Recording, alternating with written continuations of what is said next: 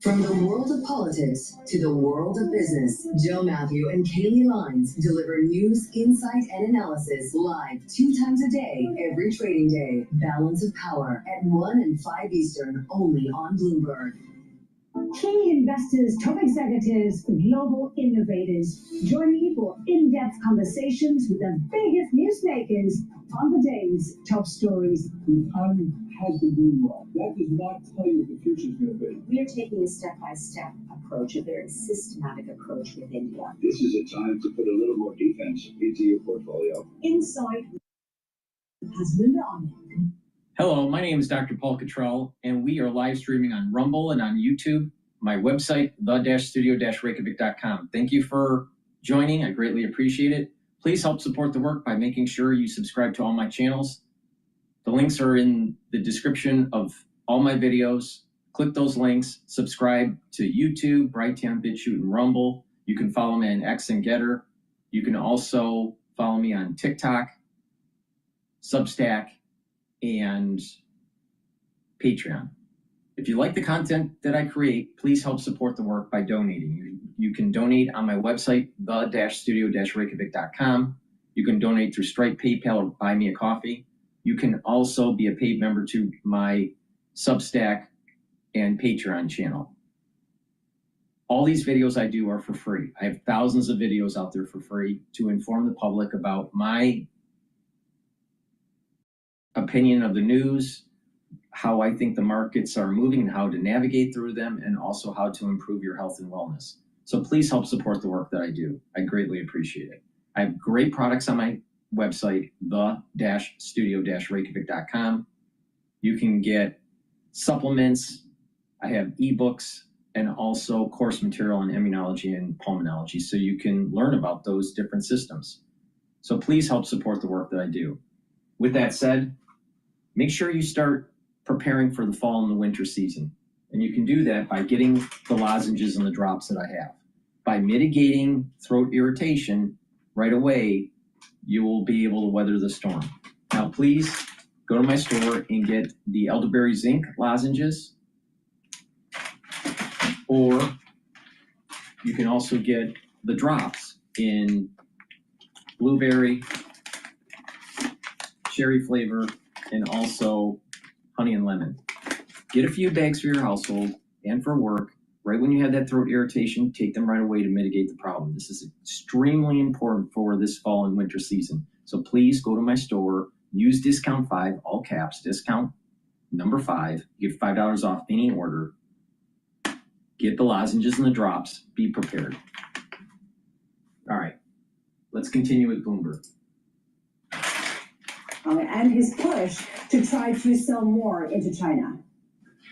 Sure. Good morning. So a few days ago, we had a chance to attend their GTC conference in Washington, D.C.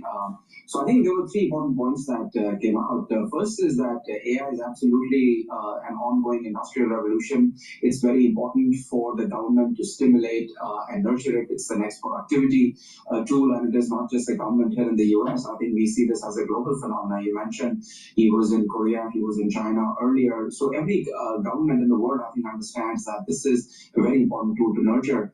Second is that NVIDIA's full stack approach is seeing applications in a lot of end markets. There's not just some chips that are deployed in a data center somewhere. They are having real world applications and implications in markets such as industrial, such as healthcare, such as cybersecurity, even emerging markets such as quantum and such as robotics. And then finally, the company's visibility extends out till the end of next year, at least $500 billion of orders for its new Blackwell and upcoming Vera Rubin platform. And I think what you're seeing with the CEOs' travels and engagements is to make sure that the supply chain is ready. Korea is an important source of memory chips and some foundry capability.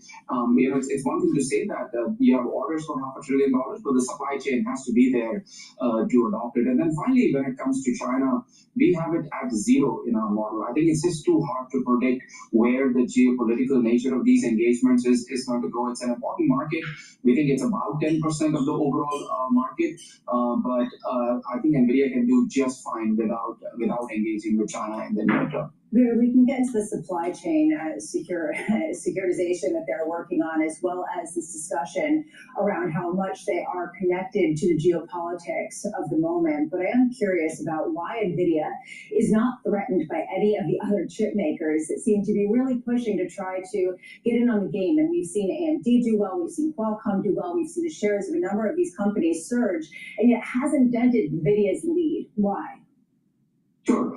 The very simple visual I can give you, it's the competitors are essentially creating a sitcom at a time, whereas NVIDIA is like the Netflix of the market.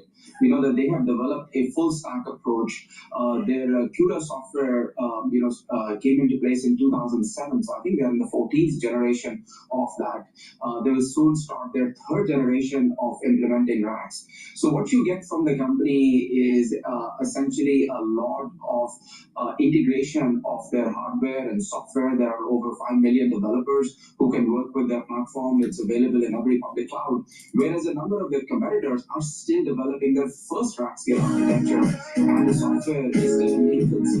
Some of the custom chip suppliers that you mentioned have no software. The customer has to develop that.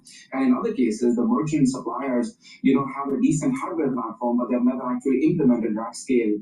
So I think it's important to put them on a level playing field, and from that perspective, NVIDIA is several years ahead of that. Vivek, it feels like the rules of the road when it comes to China. We still don't know, even in things that were supposedly agreed upon. The H20, a glaring example of this agreement reached with the White House, where the U.S. would get 15% of the revenue. They've yet to establish a legal framework for it. How do you think it ultimately shakes out? Yeah, I think, China is an important market for two important reasons. One is that their software community is extremely innovative.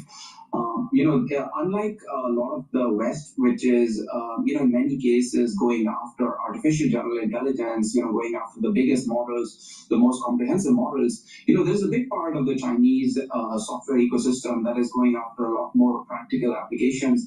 And I think in some ways, not having resources has become part of the innovation cycle for them. So it's very important to engage with China. But having said that, if you look at the spending by their top hyperscalers, it is still less than 10% of overall spend. So it's important to engage with China. It's important to stay, competitive. But NVIDIA, we think, can grow their top line over 50% next year without having much contribution from China. I think on the geopolitical side, I think the U.S. wants to make sure that there is some scrutiny, there is some limitation on what technology is exported. The H20 is a product that is, at this point, basically 3 years old. I think what China is probably interested in is the Blackwell variant of what NVIDIA can supply, but it's hard to know whether that specific new variant will be approved by the U.S. government. So that's why we are assuming no contribution from China data center in our model. Vivek, you mentioned the hyperscalers, of which we got the earnings this week, spending of $72 billion for the year for Meta. Alphabet, it's 90-30. Amazon, it's $125 billion. As long as the hyperscalers are putting up those kinds of numbers, do you remain bullish on NVIDIA? Yeah, I think that's absolutely the right point, that it is really capital spending by these top customers. And what I would also mention is that in each of those earnings reports, you heard them say that they are starved of capacity. Right? right? That it is not demand, it is capacity, it's supply constraints. Otherwise, they could have grown even faster. And you saw most of them exceed expectations for their cloud computing revenues. That's why we think this thing is a lot more real than sometimes people give it credit for. And as NVIDIA comes out with the new generation of the platform, it provides a lot more computing power per unit space, per unit power.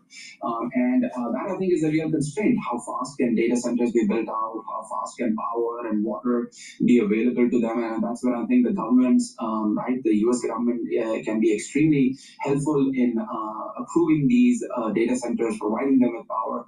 But I think as power becomes available, you will see a lot more AI deployment. And then finally, I did want to mention that NVIDIA, the stock itself, if we are right about the visibility they shared with us at GTC, is essentially trading at a market multiple for a company that is able to grow 5 times as fast as the market and grow earnings 7 times as fast as the market. And it's basically trading at a market multiple.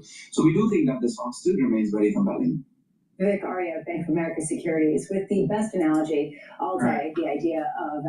We're going to go to Times Radio dealing with King Charles. I mean, the news announcement happened yesterday at around 3 o'clock New York time. King Charles took away the trappings and the titles to Andrew. So let's listen to Times Radio about that particular topic. But before we do, please make sure you go to my website and be prepared for the fall and the winter season. Get the structural enamel silver soaps. They're very high quality. You can get it in peppermint, in lavender, in lemongrass, and charcoal tea tree. Get a few bars for your household. Be prepared for the fall and winter season. But you should be using these soaps year-round. Use discount 5 and you get $5 off any order. Please go to my store, the-studio-reykjavik.com. The link is in the description of this video.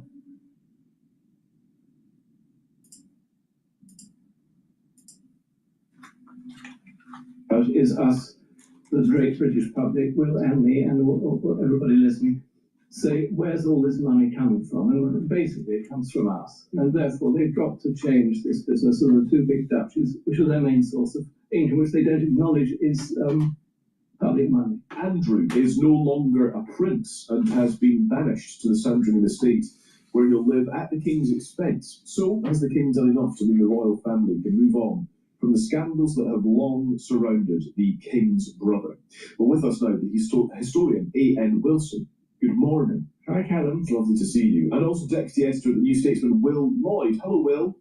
Hello, Callum. Hi. And hello, Miss Wilson. Hello there. It's great to have you both with us.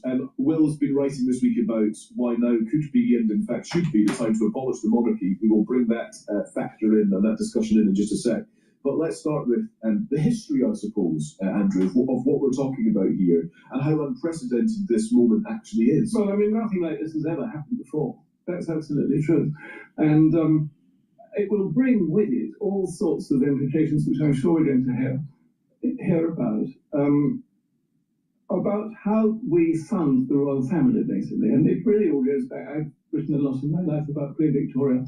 It really all goes back to her, because at the beginning of her reign, these 2 huge duchies, Duchy of Lancaster, Duchy of Cornwall, which were really public money, she insisted that she should keep as personal property. And the Chancellor of the Exchequer and Prime Minister at the time said, no, you can't, it's public money. But she did. And with that money, she built Balmoral, Sandringham, Osborne House. And they put all the money, they continue to put all the money into their pockets. And that really is the origin of all this problem, because the royal family, like most families, has got their black sheep. And the black sheep have been pretty black in history.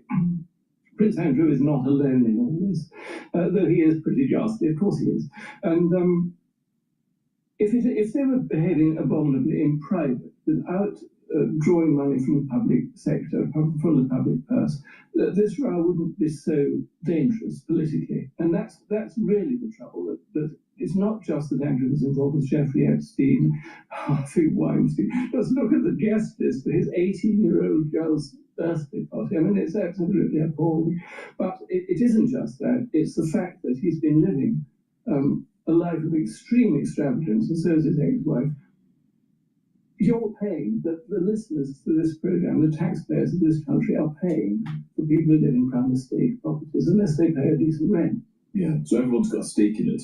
Everybody's got a stake. And also the other thing to bear in mind, before we get on to our Republican talk, is that most people in this country want to have a monarchy. And therefore you've got to, given that democratic fact, I think you've got to do all you can politically, whether you want monarchy or not, to recognise that most people want it. And in order to keep it as a plausible political alternative to republicanism, you've got to make it plausible. And at the moment, it is slightly implausible because of this money thing. Well, let's get Will Lloyd in on that, because, Will, you've been making the case just this week that now is the time to abolish the royal family.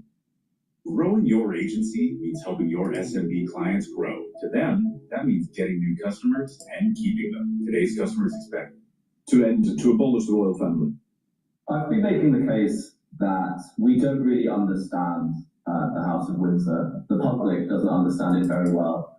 And if the public did understand the House of Windsor, and they did understand the detail of what the protection and the obstacles thrown up to defend Prince Andrew, they'd be very angry. And I think if they realised that the monarch was not a ceremonial or symbolic monarch, the monarch is a political player with their own interests, which they pursue, then we might start to see the apathy and indifference that currently exists among the public towards the House of Windsor turn into something more like anger and disgust. And then possibly you would have a republic. Although I don't really like the word republic, and I don't really like contemporary republicanism. Well, I mean, a political system that doesn't have a monarchy is a republic, whether you like the word or not.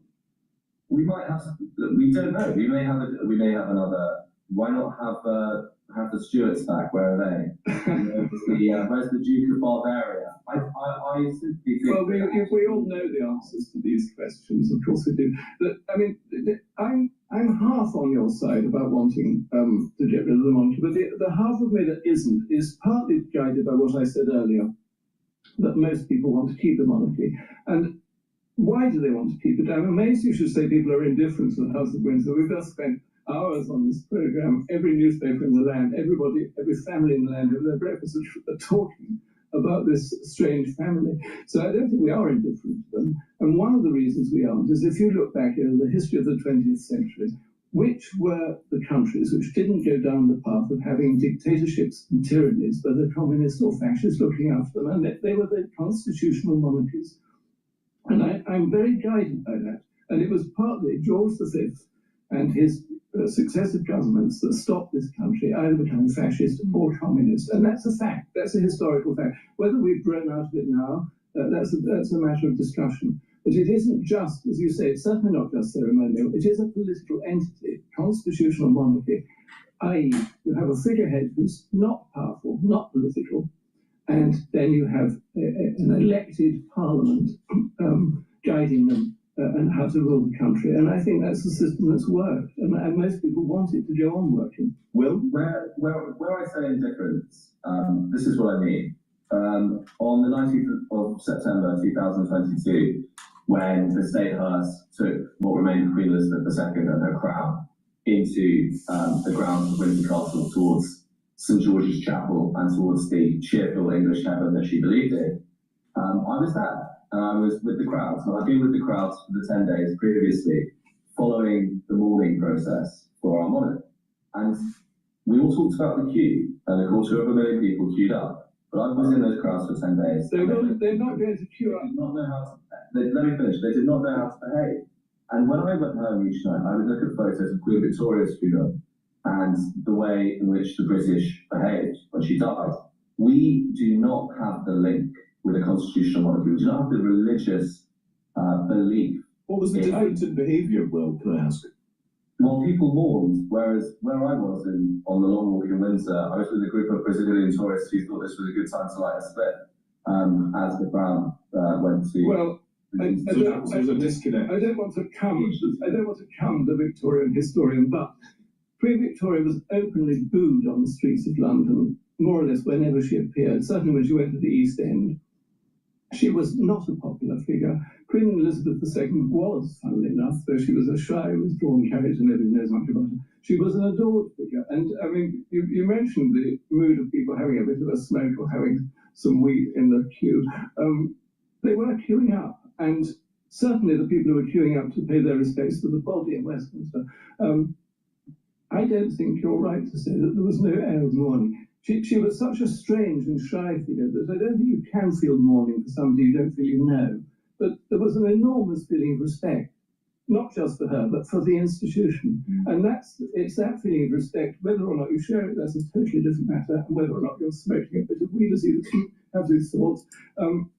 It's totally, what is troubling about Prince Andrew is that he was smearing that feeling of respect and honour, which we have not just for the people, but for the institution. Yeah. Will, does this feel different, I suppose? The Andrew scandal, the fact that he is being stripped of his prince title now, today, why is this a more defining moment for the royal family than previous conflicts or difficulties with public opinion or scandals? I'm not going to be able to give you more history than Mr. Wilson. Sure. No, I'm not trying to be clever. Sorry. No. You are. I love your work. But I would say in recent history, the first photos of Andrew with Epstein appeared in the British press in March 2011. In April 2014, he was rewarded for this. He was given pitch at the palace, and that continued for some years. In November 2019, he appeared on Newsnight, and he lied. And then in February 2022, he paid off Virginia Giuffre. Now, at any moment in that sequence, what happened yesterday probably ought to have happened, okay? And instead, he was protected. Now, I know he denies the allegations against him, but I was astonished to read in the national press on the weekend briefings from the palace comparing the late Queen Elizabeth II to an ostrich who had her head in the sand. This was this figure that we were supposed to respect and revere. And the palace itself is now comparing her to one of the silliest living animals on Earth. I think, in my lifetime, that's quite different. And I think they're undermining themselves in ways they don't understand. And I think it is dangerous for them. Well, just a couple of thoughts to you. Well, I don't think it was King Charles who was comparing his mother to an ostrich, but we can understand what they mean by that. And also the fact that it clearly was a terrible misjudgment. She wasn't a perfect human being. I'm saying she was much respected human being. I think at the heart of this, actually, is one of Will's questions from your article, Will, in the New Statesman, and I'm going to put this to you, Andrew, which is what exactly is being protected at this stage? And I wonder if there is historic comparisons to be made here, or are historic comparisons to be made here, with when the royal family has been in turmoil, and the same question could be asked, what is it that's being protected? Well, I think, I don't want to repeat myself, but the main thing they're worried about is us, the great British public, Will and me, and everybody listening, say, where's all this money coming from? And basically it comes from us. And therefore they've got to change this business of the two big duchies, which are their main source of income, which they don't acknowledge is public money. And I think that's the thing that they are most worried about. Obviously, they're frightened of any kind of intrusion into their private life. I think that's a perfectly reasonable thing, and particularly nowadays. When look at what has happened in Prince Andrew's life. What he's done is awful, but at the same time, he is a human being. He's now retreating, and how will he ever be able to appear in public again without somebody wanting to attack him? His position, I'm not saying it's tragic, but it's appallingly sad. Yeah, but he does deny all wrongdoing. I know he does, but you see, when he denies it, but then his own brother says that he's stripping him of his titles. Yes. Then at the end, he says, although he denies all this, we, and it suddenly becomes him and Camilla, their majesties, deeply and profoundly sympathise to words to that effect with all the victims. Well, that is in effect saying they don't believe him, that they're with Will. And the vast majority of people who've heard the Emily Maitlis interview, they don't believe the testimony. Well, they can't believe it because it's been proved to be untrue. Yeah. And Will, just a final one for you on that question, what is being protected at this stage? And I suppose the follow-up, as far as you're concerned, is it abolition or bust, or would you take a Prince William reformed royal family, perhaps? I think that...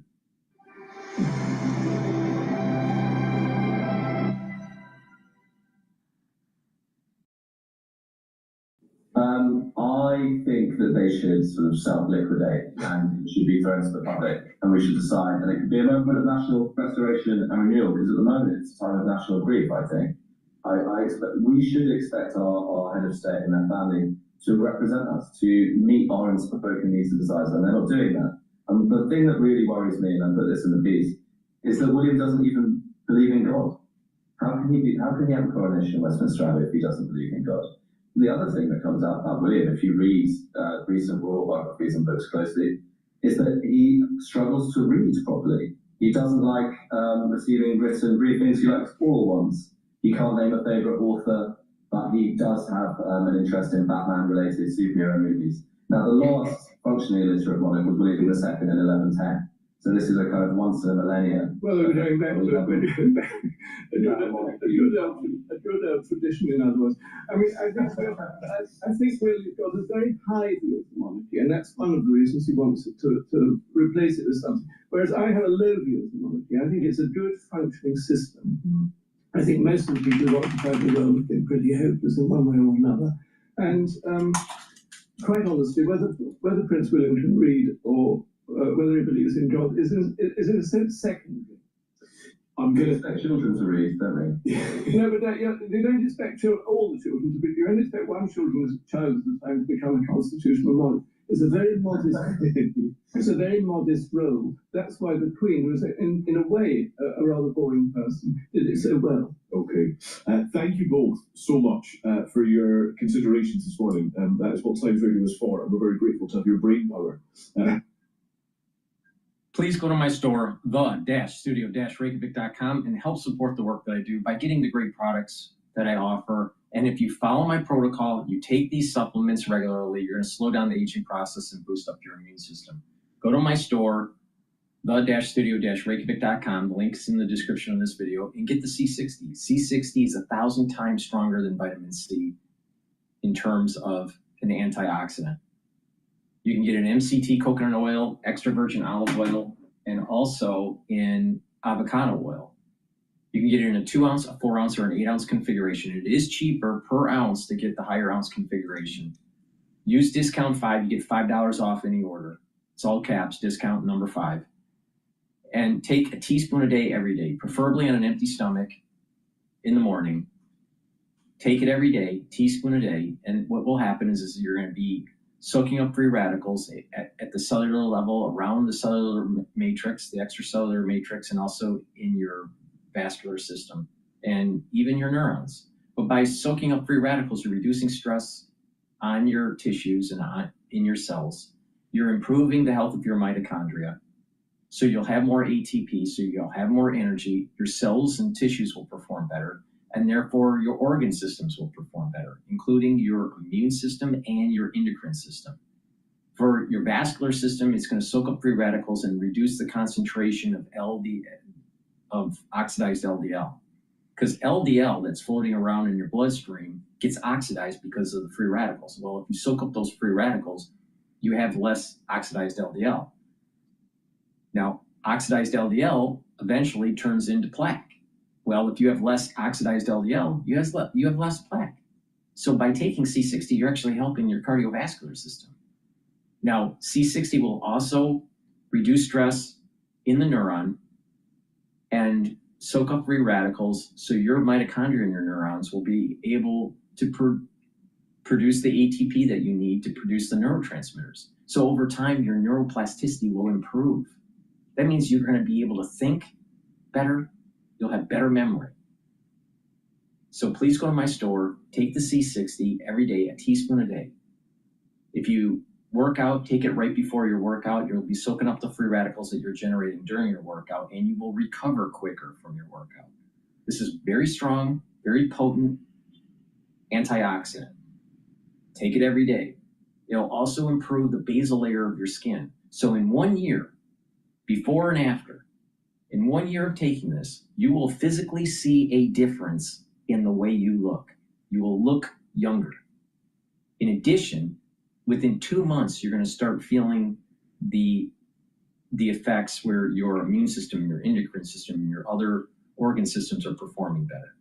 So please go to my store and get the C60 in avocado oil, MCT coconut oil, or extra virgin olive oil in a 2-ounce, a 4-ounce, or an 8-ounce configuration, but you should be taking this every day.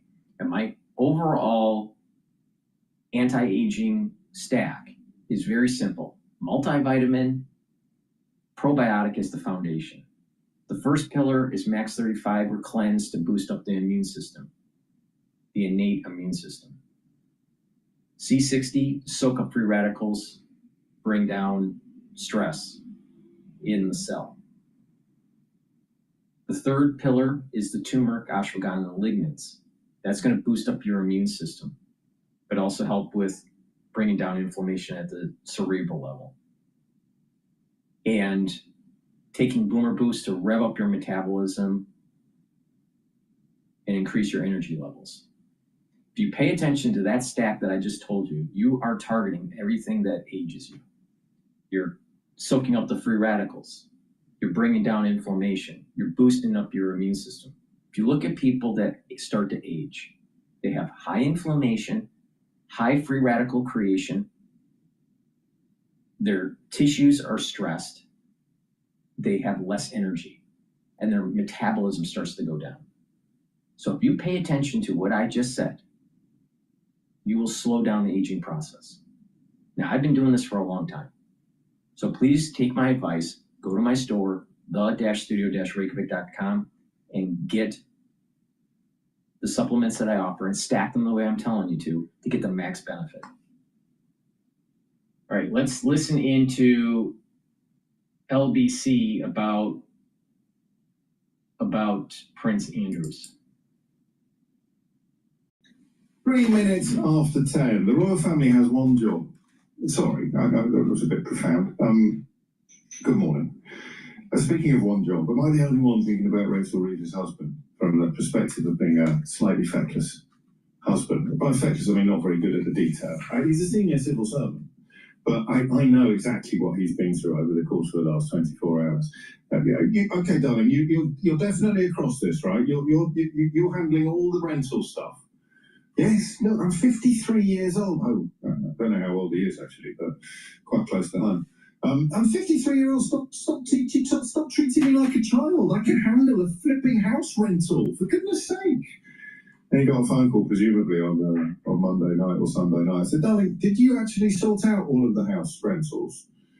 And he has spent 24 hours desperately searching through his email history because he was certain that he had done, but he couldn't find the proof. And it turned out that the bloke who said they were going to apply for the license left the letting agency the next day. I don't see any topic here. Sorry, Daily Mail. I know you think it's more important than an actual prince of the realm losing his title, because that is what you've chosen to splash with this morning. Your kind of rapidly deflating balloon of manufactured fury regarding the Chancellor's housing arrangements. But at this point, I can't see any phone-in that would add to what we did yesterday when we described what we thought had happened and what turned out. It doesn't always wash out this way. It turned out had happened. If you think I'm wrong, let me know. If you've got a good way back into that story, then I'll give you the money myself. 5 minutes after 10 is the time.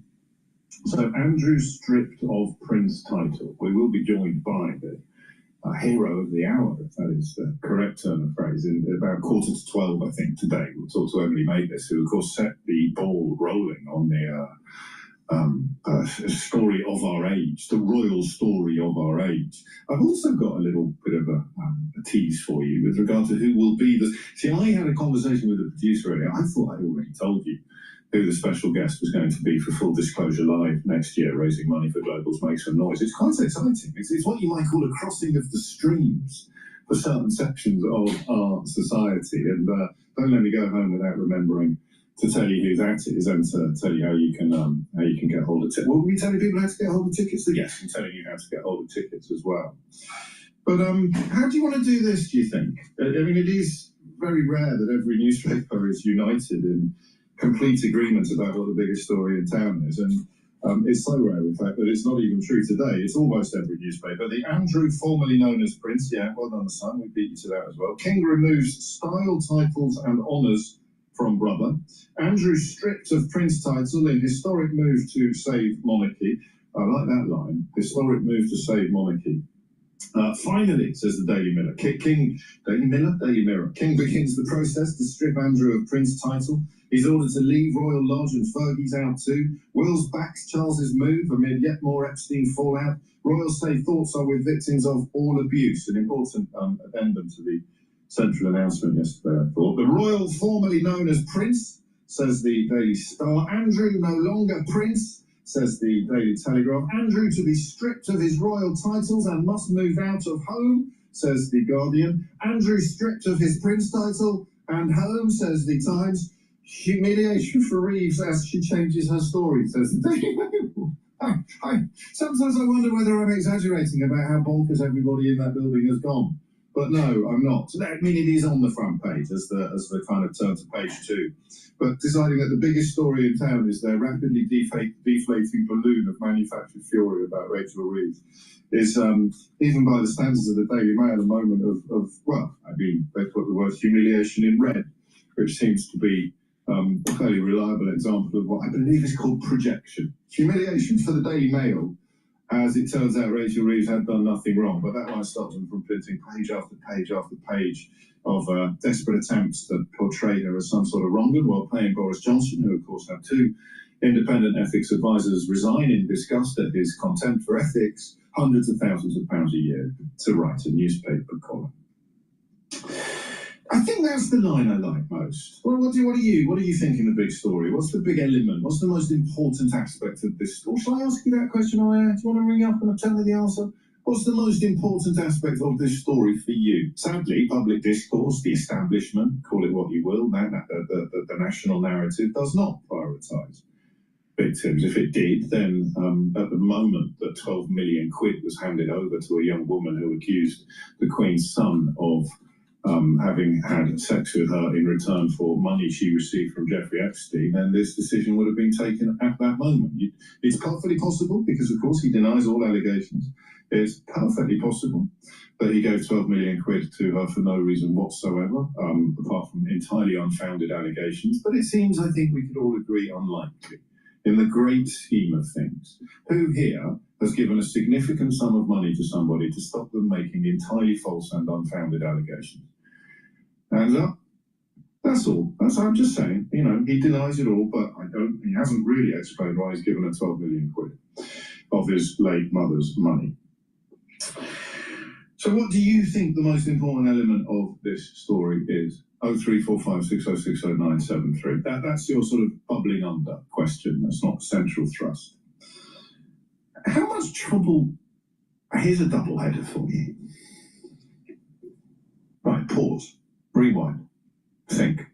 How much trouble is the monarchy in? My answer to that is not a lot. I think, whether you're going to file it under better late than never, or whether you're going to file it under doff cap tuck forelock, he's the king. Therefore, can we all please move along and stop asking why action wasn't taken much sooner? Even as recently as a fortnight ago, he made what he hoped would be the final move in this saga, and it turned out to be not enough, too little and too late. How significant is this for the monarchy? My answer is not very, but I want to know what your answer is. How significant should it be? Am I alone this morning in thinking that this, not unlike the aftermath of the death of Diana, Princess of Wales, is one of those moments when you realise that the entire edifice is vulnerable? It's so bizarre to grow up with something utterly baked into the national consciousness that is entirely and demonstrably optional. I'm not a particularly Republican individual. I think, and I don't know whether this is a good thing or a bad thing, I think my attitude to the royal family is going to be defined by its inhabitants rather than by any reverence for an institution or tradition. I think I won't feel any particularly Republican stirrings in my guts if the people in the big jobs are behaving with what appears to be decorum and or decency. I don't know that you can say you were fond of the late Queen, although of course a lot of people do. But I thought she was brilliant at what she did, which of course leaves me open to the question of what did she do, James? and I don't know the answer to that question either. She provided focus, leadership of sorts, a sort of fulcrum for feelings, whether they're patriotic feelings or national pride or something else, pageantry, tradition. What did she do? I mean, that's odd, isn't it? She did her job very well. She was brilliant at her job. It's only taken 250 years, but finally the British are starting to realize that you don't need a monarchy. What was her job? I think King Charles is playing a blinder as well. I thought that he gave the world a lesson in how to deal with the narcissistic man-child Donald Trump. Other countries now have gone further. South Korea gave him a crown, an actual crown. Apparently, Air Force One is flying back from Asia with the hold absolutely groaning under the weight of, well, if we were watching Flash Gordon, they'd be called space diamonds. So King Charles, without actually handing over much by way of loot or booty, showed the world how to handle the narcissistic man-child that is Donald Trump. Just treats him like a cross between the Pope and Henry VIII, and he'll go home happy regardless of anything else that's going on anywhere in the world. So what is today actually about? It's a reminder that all of it is a man-made edifice. The medieval arguments about a divine right of kings or monarchs being appointed by God, I don't think anybody really subscribes to that anymore, and if they do, they are respectfully too bonkers to pay any attention to. So that ship sailed a long time ago. And what this reminds us of is the very simple fact that it's all entirely confected, the whole shebang. The idea that someone can live in a 30-mansion house for free simply by dint of the fact that a long-distant foreign ancestor slid into an empty seat called the throne at some fortuitous point in history, and his successors and children, grandchildren are dedicated to one thing and one thing only. Because the royal family only have one job, and that is to survive. That's it. The only job the royal family has is to protect the ludicrous system at which they sit at the very top. It's bonkers. And listen, I'm saying it again, not to insulate myself from any particular criticism, but because I mean it. I don't have particularly Republican stirrings in my soul. But on mornings like this, oddly, I go a little bit big picture. I don't really care about Andrew Windsor. I don't certainly intend to lose any sleep about the privations he will hopefully suffer. I don't particularly care about his ex-wife either. I've got a modicum of sympathy. Actually, I've got quite a lot of sympathy for his children. But I don't know them. Maybe they don't deserve any. I go big picture because the more you look at it, the madder the whole business looks. It's extraordinary. So I think what I'm going to ask you today is this. What's the royal family for? 0345 6060 973. I know what they do. They dedicate themselves to surviving long enough to pass all the privilege and pomp on to the next generation. That's the key job. And of course you might say, no, they provide this and that and the other, but they provide this and that and the other in order to safeguard the handing on of all the pomp and privilege, all the plunder and riches to the next generation. That is what their job is. They don't have any other job. If they thought that they would enhance the likelihood of passing everything on to the next generation by behaving like Genghis Khan, they'd be behaving like Genghis Khan. Their job is simply to survive. It's what they do. So from our point of view, what is the royal family for? 0345 6060 973. And how does the disgrace, the unprecedented, that's an overused word, but today it really fits, the unprecedented disgrace of Andrew Windsor affect the whole? I think they should take a page out of the United States history book, and that is get rid of the king. All right. Back to the economy. Please go to my store, the-studio-reykjavik.com and get the zeolite. Zeolite is a great way to detoxify your body, and you can do it every day. Take 3 small drops underneath your tongue and drink filtered water. And by doing this, you're going to be binding to heavy metals, toxins, and chemicals that are in your body that you need to get rid of. You can get rid of it through just urination within 6 to 8 hours of taking this. And you do that every day. And what happens is that you're flushing out these toxins out of your body, and you're improving your immune system, your endocrine system, your brain function, your different organ systems, like your liver and your kidney and your spleen. These are super important to detoxify. So please go to my store, the-studio-reykjavik.com. The link is in the description of this video, and get the zeolite. Make sure you use discount 5 and you get $5 off any order. Get a few items, stack them the way I'm telling you to get the max benefit.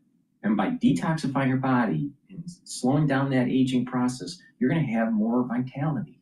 So please go to my store, the-studio-reykjavik.com. Get the zeolite. Again, you can take this every day. Now, for people that want a heavier detox, what I recommend is to take 10 small drops underneath your tongue, drink the filtered water, do that every day until the bottle's done. Do that once or twice a year. But I think that it's better to actually do a maintenance dose every day. And that way you're flushing out your body every day because you're exposed to toxins every day. Another thing that's really important is make sure you drink filtered water and stay away from processed foods. A lot of these processed foods have toxins in it and chemicals that are not really good for your body. So please go to my store and detoxify your body.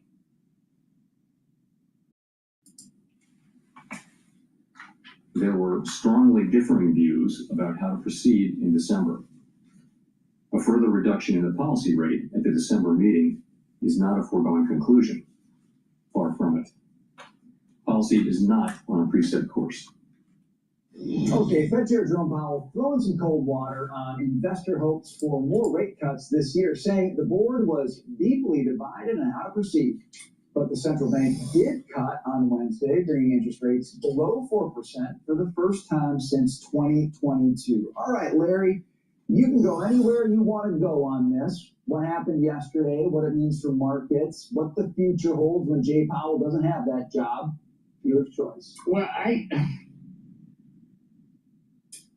don't necessarily disagree with what I think he said, that we don't know about December. We don't know about December because we don't know about September or October or November for that matter. You know, there's a dearth of information that presumably the Fed uses. I mean, we know what markets are saying. The Atlanta Fed is saying 3.8, 3.9 in the third quarter, ending in September. I hope he's not making that decision just because it looks like the economy is strong. You know, the Fed has a phobia about growth. Yeah. Growth does not cause inflation. It does not. On the other hand, you know, the last CPI we got was not a fabulous. I know it was below the street and triggered a rally. But the 3 months change for both the top line and the core was 3.6% at an annual rate with a target of 2. And the 12-month change was 3.0 for both with a target of 2. So in that sense, I'm not completely at loggerheads with, I mean, we need, now, energy prices seem to be coming down, gasoline prices seem to be coming down, shelter prices seem to be coming down. So by the time we get to December, if we have good information, it may be time to cut again. Okay, inflation be a lot lower. But I'm just saying, but right now, I'm not crazy. He also knows that when he speaks, markets react. They reacted yesterday. In the Urban Dictionary, they have this word, flexing. I think he was flexing his power, still saying, I'm in charge here, letting Trump know that, letting the market know that. He could have just sat on this uncertainty and done whatever they're going to do in December. If they get more data and things change, they can do that. He didn't have to say what he said yesterday. Lawrence thinks he might have been inadvertent. It was a response to a question, wasn't it? Mm-hmm. He kind of popped it out. So we're polling the next Fed chair because we need a new Fed chair. And I'm just going to quickly, the Twitter X, which we're polling on Twitter X and Instagram, many more votes on Twitter X. The leading candidate, according to this so far, is Kevin Warsh. Okay. Number two actually was me going to write in. Hey, let's talk about that. Number three was Kevin Hassett, another brilliant guy. And Scott Bessent was, he may have been tied or close to Hassett as the third. And a lot of people, on my panel last night, I had Steve Forbes and John Carney, and I did the riff on who should be Fed chair, why we need a supply side of running the Fed, tax cuts and tight money. And both my panelists said Bessent. They didn't. And there are 5 candidates, according to Mr. Bessent. Both my panelists, Steve Forbes and John Carney, said Bessent. So, and Bessent got some votes. But Kevin Warsh is the winner. Yeah, and Kevin Warsh is winning the vote. And not a guy who's known to be a dove. I mean, Kevin Warsh, to me, in that group, has the most evidence of being a fairly hawkish guy, cares about inflation first, not as interested in the dual mandate. Well, I think would he work well with President Trump? Yes, he will. I wouldn't say Kevin Warsh is a supply side, okay, and that means tax cuts and tight money, or tax cuts and a strong dollar. He's for that. He's absolutely for that. Look, I think they made a mistake. They should be running the balance sheet down more. $6.5 trillion looks weak against $9 trillion, but 10, 15 years ago was less than $1 trillion. And the balance sheet, quote unquote, which we used to call the monetary base back in the Friedman days, I still think they should be running it down. I think they made a mistake. Rates are now below 4% for the first time in 3 years. Larry, how important it is not just to get lower rates, but to get some of the deregulation, for example, that even President Carter gets a lot of guff, but he, as you know, deregulated a host of industries, which set President Reagan up for a record run. So doesn't President Trump really have an opportunity here to do some long-term deregulation that could really fuel the economy? But I wouldn't quite have put it that way, your last sentence, but let's not quibble over that. Deregulation is very, very important, and it's operating.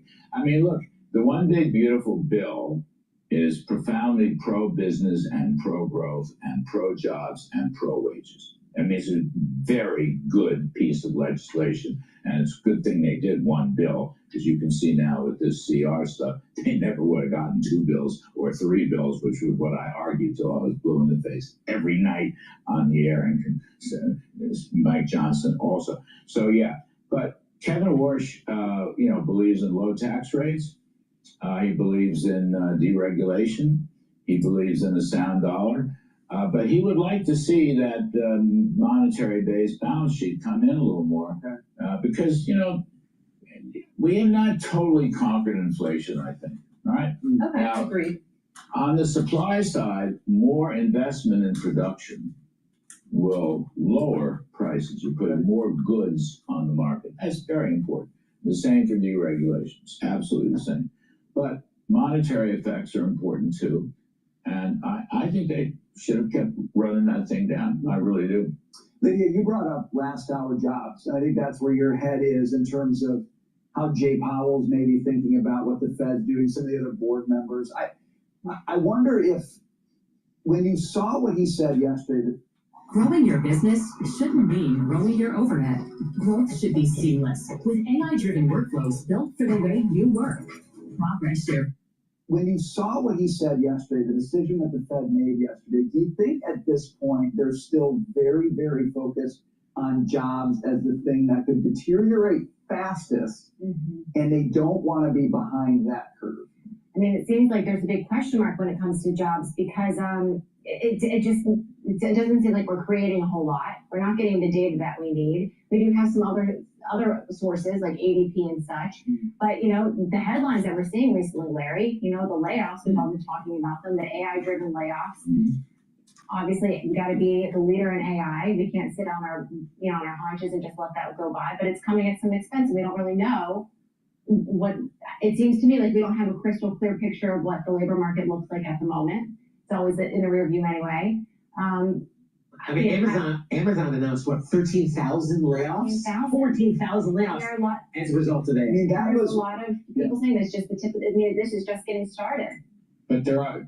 Look, the answer is yes. UPS is going to take out almost 50,000 over time. Amazon's numbers, they were talking about maybe up to 30,000 over time.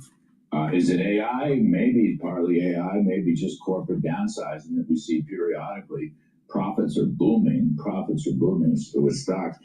But there are 160 million some odd people working. So I don't want to... Now, private payrolls were slowing down before the strike, before the CR. So you're quite right about that. I don't think another quarter point here or there is going to affect that. I mean, if you want to boost private payrolls, you want to create new businesses that will hire new people, right? And put these new AI quantum computing tools to work. What you need is immediate cost expensing, depreciation, and low corporate tax rates and deregulation to, get these government off our back and reduce the paperwork. It's a fiscal issue, and I think that's why Trump's policies are on, they're on mark. Exactly. Another quarter point by the Fed. Man, I don't think that matters. It's the Cottrell dictionary. The word is growth. You can look it up, like the Urban Dictionary. J. Powell. All right. Before we go to the next video dealing with Trump and Putin, please go to my store, the-studio-reykjavik.com, and get the ubiquinol. Ubiquinol is the most bioavailable form of CoQ10 that you can get. This is a very high-quality supplement. You can't get anything better in terms of CoQ10. Now, ubiquinol, what this will do is soak up free radicals because it's an antioxidant. It'll also help the health of your mitochondria, so your energy levels will go up. You'll have more ATP, and ubiquinol will help to protect your neurons. When you get older, you need to protect your neurons. Super important. So please go to my store, the-studio-reykjavik.com, and get the ubiquinol. This stacks really well with the C60. Use discount 5, all caps, discount 5, and you get $5 off any order.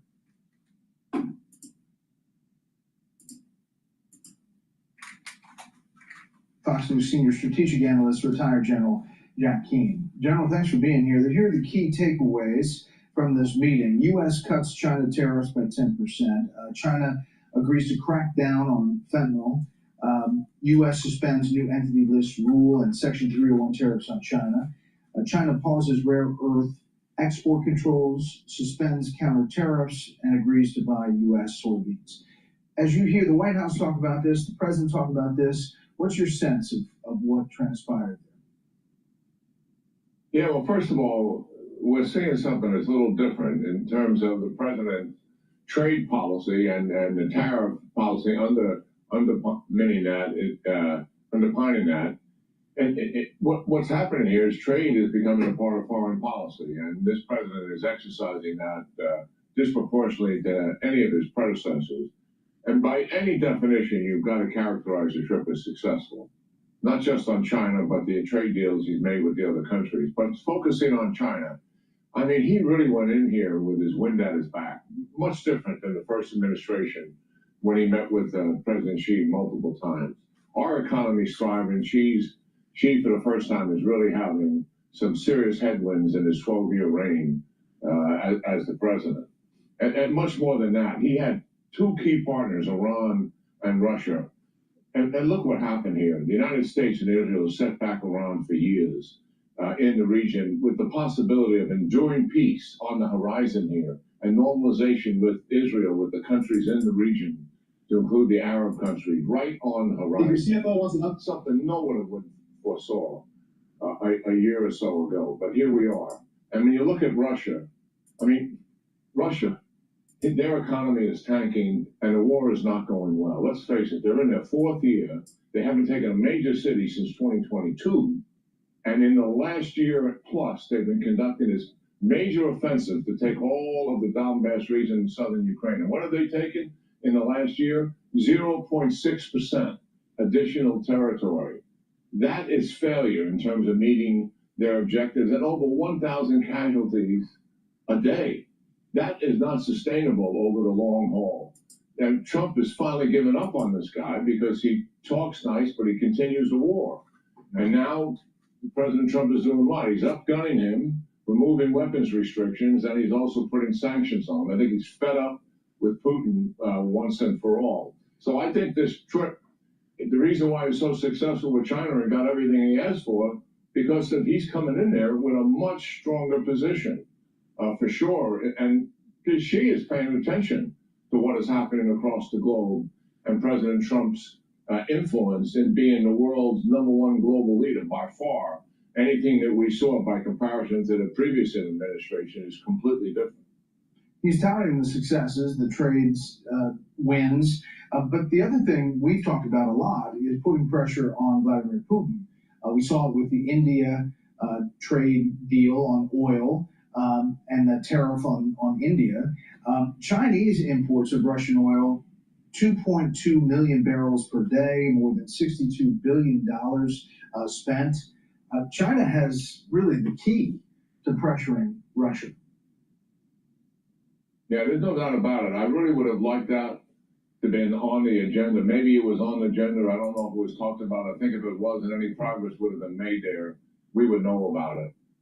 I really do think that China clearly matters in sustaining Russia, not just with the oil, but that's primary.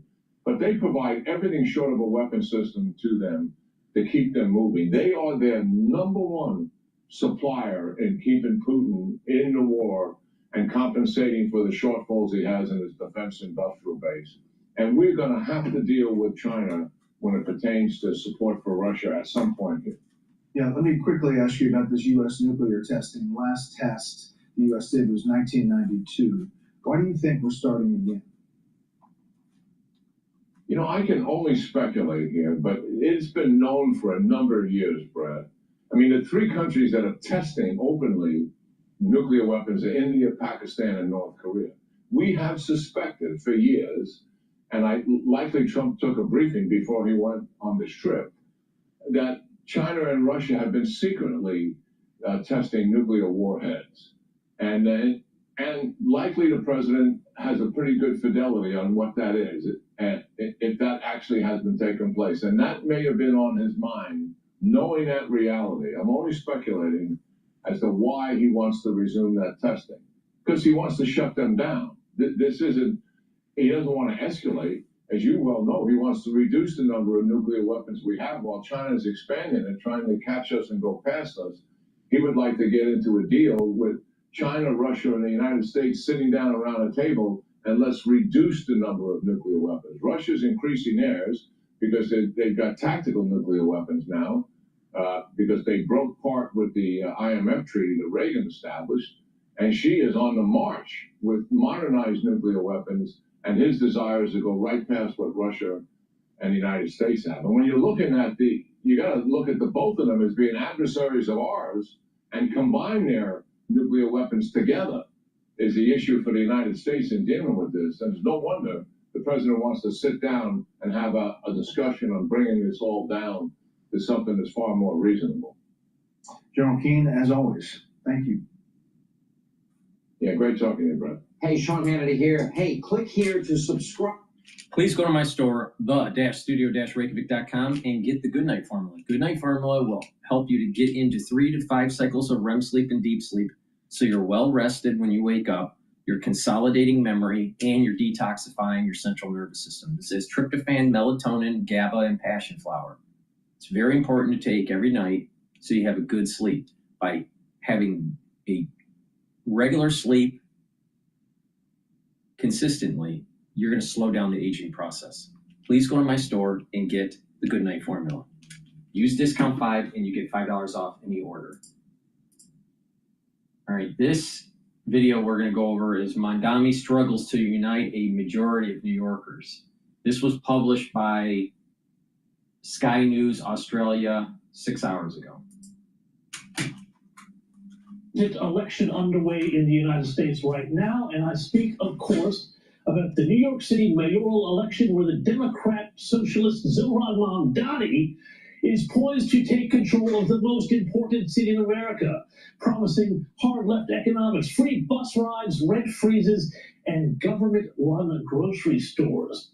Joining me now for the final word ahead of New York's mayoral race election is the New York Post City Hall bureau chief, Craig McCarthy. Craig, Thanks for joining me here on the U.S. Report. Now, a trio of polls your paper has reported show Zohran Mamdani with varying leads over ex-Governor Andrew Cuomo here in the home stretch, ranging from 10 to 25 points.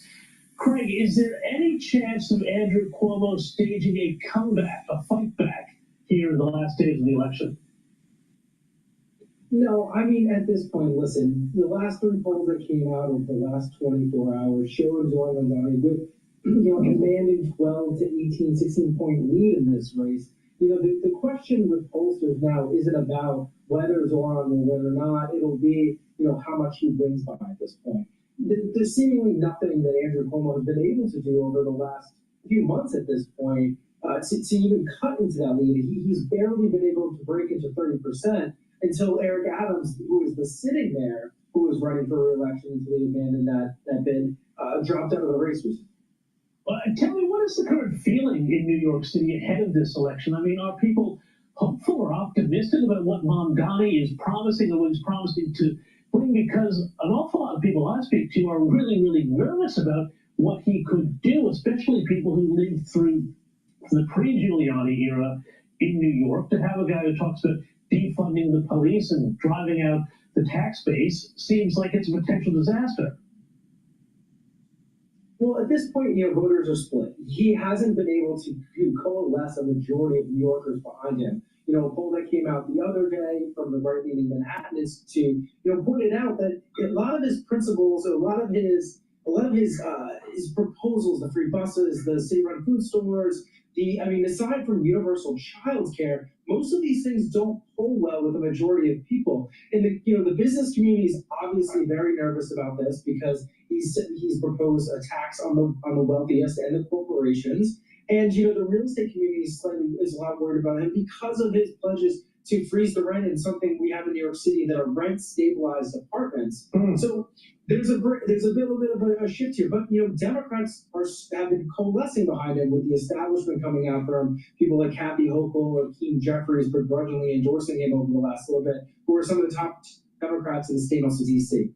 And what about some of these cultural issues around him? I mean, your paper, I believe, reported that his mother, Zohran Mamdani's own mother, who herself is quite a prominent filmmaker, said that she thinks of her son as not an American at all, her words, and that, quote, he thinks of himself as a Ugandan and an Indian. And others have seized on his comments about 9/11 and talking about his aunt, who wasn't actually his aunt, who said she felt uncomfortable taking the train after 9/11 because she wore a hijab. Well, I mean, I'm glad he identified who the real victims of that terror attack was. But how is all this going down?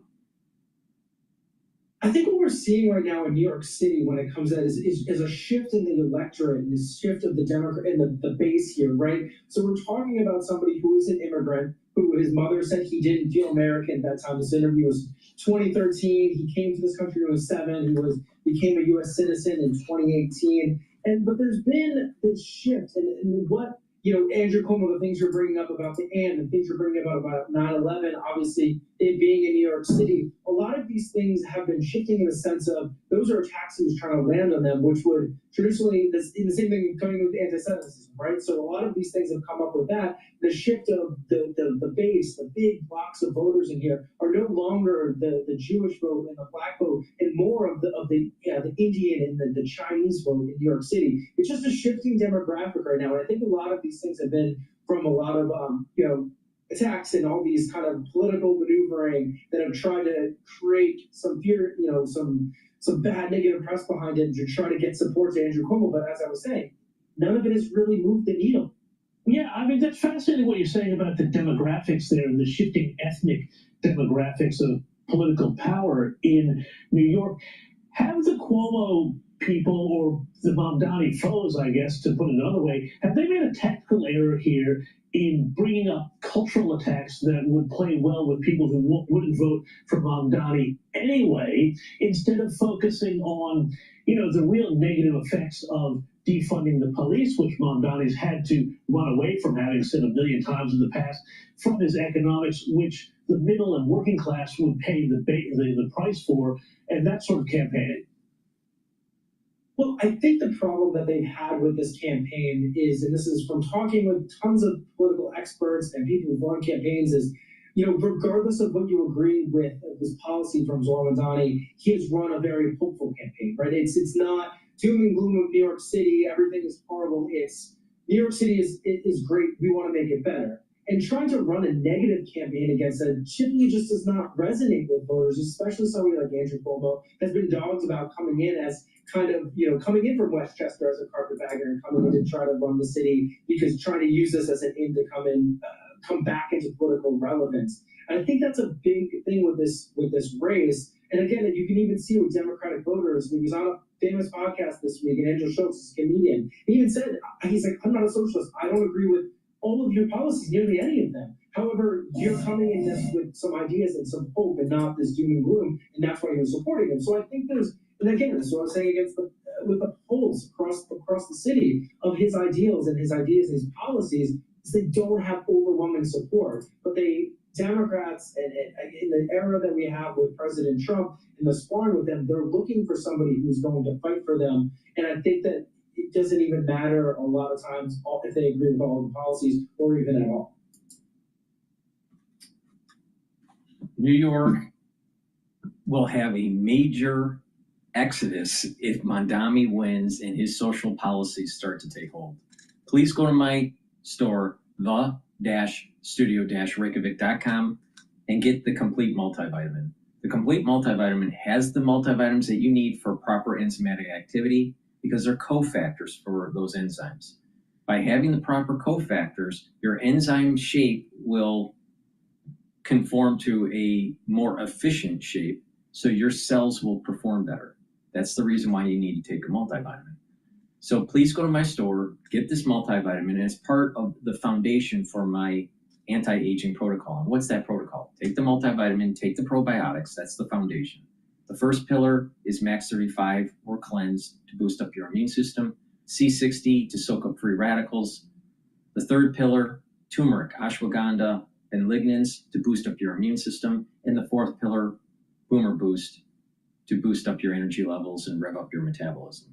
So please go to my store, the-studio-reykjavik.com, and get the complete multivitamin.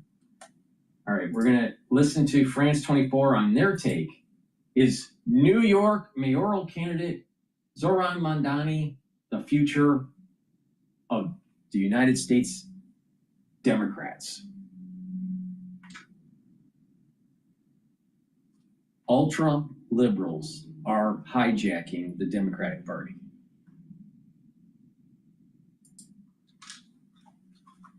Freeze free buses and universal healthcare among his hugely popular campaign promises. Zoran Mamdani's meteoric rise to frontrunner in the New York mayoral election has been propelled by a package of radical policy proposals and fueled by anger over the city's soaring cost of living. Median rents have, for the very first time, exceeded $4,000 a month, more than double the US average. Our correspondents in New York have been catching up with the frontrunner as he hit the pavements in the final days of the campaign. It's football for all. New York City's Democratic nominee for mayor, Zoran Mamdani, is hosting a five-a-side tournament in Coney Island, Brooklyn. In less than a year, he's gone from unknown Queens Assemblyman to the brightest new star in American politics. Born in Uganda with Indian roots, the 34-year-old is poised to become New York's first Muslim mayor. He's been dubbed the Smiling Socialist. Why are you hosting a soccer event? What does soccer have to do with socialism? Soccer is a big part of what so many New Yorkers love about being in this city. God, I hate that guy. Fucking socialist. Okay, the matches that we go to. What message are you sending about affordability? The name, cost of living crisis. And it speaks to the fact that whether we're talking about eggs or milk or bread, for many New Yorkers, these are things that have become increasingly out of reach. And it's time to both focus on that and use it as an opportunity to meet more New Yorkers who love the same thing. Mamdani is a democratic socialist. He's part of a new generation of politicians challenging the status quo. He advocates for affordable housing. I mean, let's get real. Let's get real. Most New Yorkers, they're born in New York. All right? Most New Yorkers, they like football, basketball, baseball, hockey. They don't watch soccer. Fuck. Stores, free buses and childcare, racial justice and Palestinian rights. He's shown that you can win a political campaign without capitulating to pressures from Israel and the Israel lobby. Mamdani represents hope, something pretty exciting. A new shot at changing things in the city. And as you can see, everybody who's here today is really excited. It's mostly the economical part, because living in New York City is really expensive. And he's 34, which, I'm 22. That's the closest to me than other candidates. But his left-wing policy ideas don't sit well with everyone. US President Donald Trump called him a communist and threatened financial retaliation in New York City if Mamdani wins.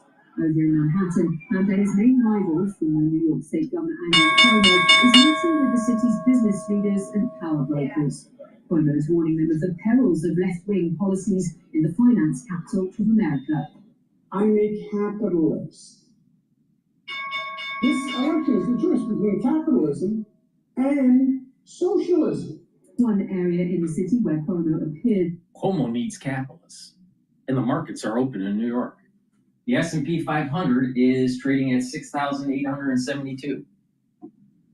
My projection for year end is 6,850 to 7,000. The VIX is trading at 16. Euro's trading at 115. Oil's trading at $60.93 a barrel.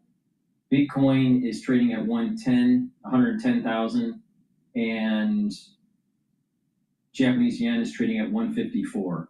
So right now, it's pretty much equity rally. Again, you have to remember that the Federal Reserve lowered the rate, the Fed rate, by 25 basis points. So it looks pretty positive for equities. As long as Trump doesn't say something that's crazy with tariffs, we should get pretty close to like 6,950, maybe even 7,000 for the year end for the S&P 500. All right, let's continue. Have more support than Mamdani is the Upper East Side. This is a wealthy part of Manhattan with a large Jewish population. Early voting figures show older New Yorkers are coming out in force. He's terribly anti-Semitic and he would not be representing the Jewish community. And second of all, his ideas are so ridiculous that it would bankrupt the city, force people to leave. Here, critics deride Mamdani's socialist policy ideas and view his vocal support for Palestinian rights as dangerous. Mamdani is at pains to explain that he's not anti-Semitic, but rather pro-human rights. I'm also a Jew and a Zionist, and I want to make very clear, this man is not an anti-Semite. He's going to make sure this is a city government that is protecting everyone.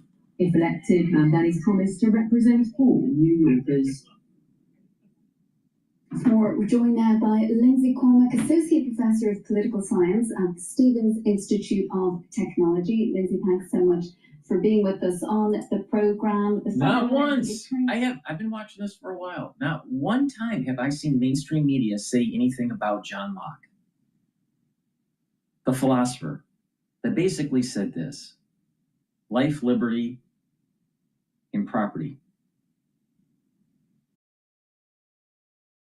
And it was the foundations of our founding fathers when we wrote our Constitution, where it was about life, liberty, and the pursuit of happiness. It was originally right from John Locke, life, liberty, and property.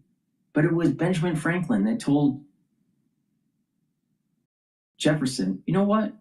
We need to actually think about pursuit of happiness instead of locking ourselves into just the mundane material world of property. All right? But not once have the pseudo-intellectuals say anything about the Enlightenment. Now, why does Dr. Paul Cottrell say this? Well, Dr. Paul Cottrell is smarter than the talking heads on mainstream media. In addition, Mamdani represents a destruction of the Enlightenment. Mamdani represents Marxism. Mamdani represents the destruction of property rights, which is the cornerstone of our constitutional freedoms. We have a constitutional republic, not a democracy. And the reason, because mob rule will take away your rights. But when it's endowed by our creator, those rights, and enshrined in a constitution, then the mob can't take them away. So does Mamdani really represent all New Yorkers? Well, sure as hell not the grocery store owners, sure as hell not the property owners. Mamdani is dangerous.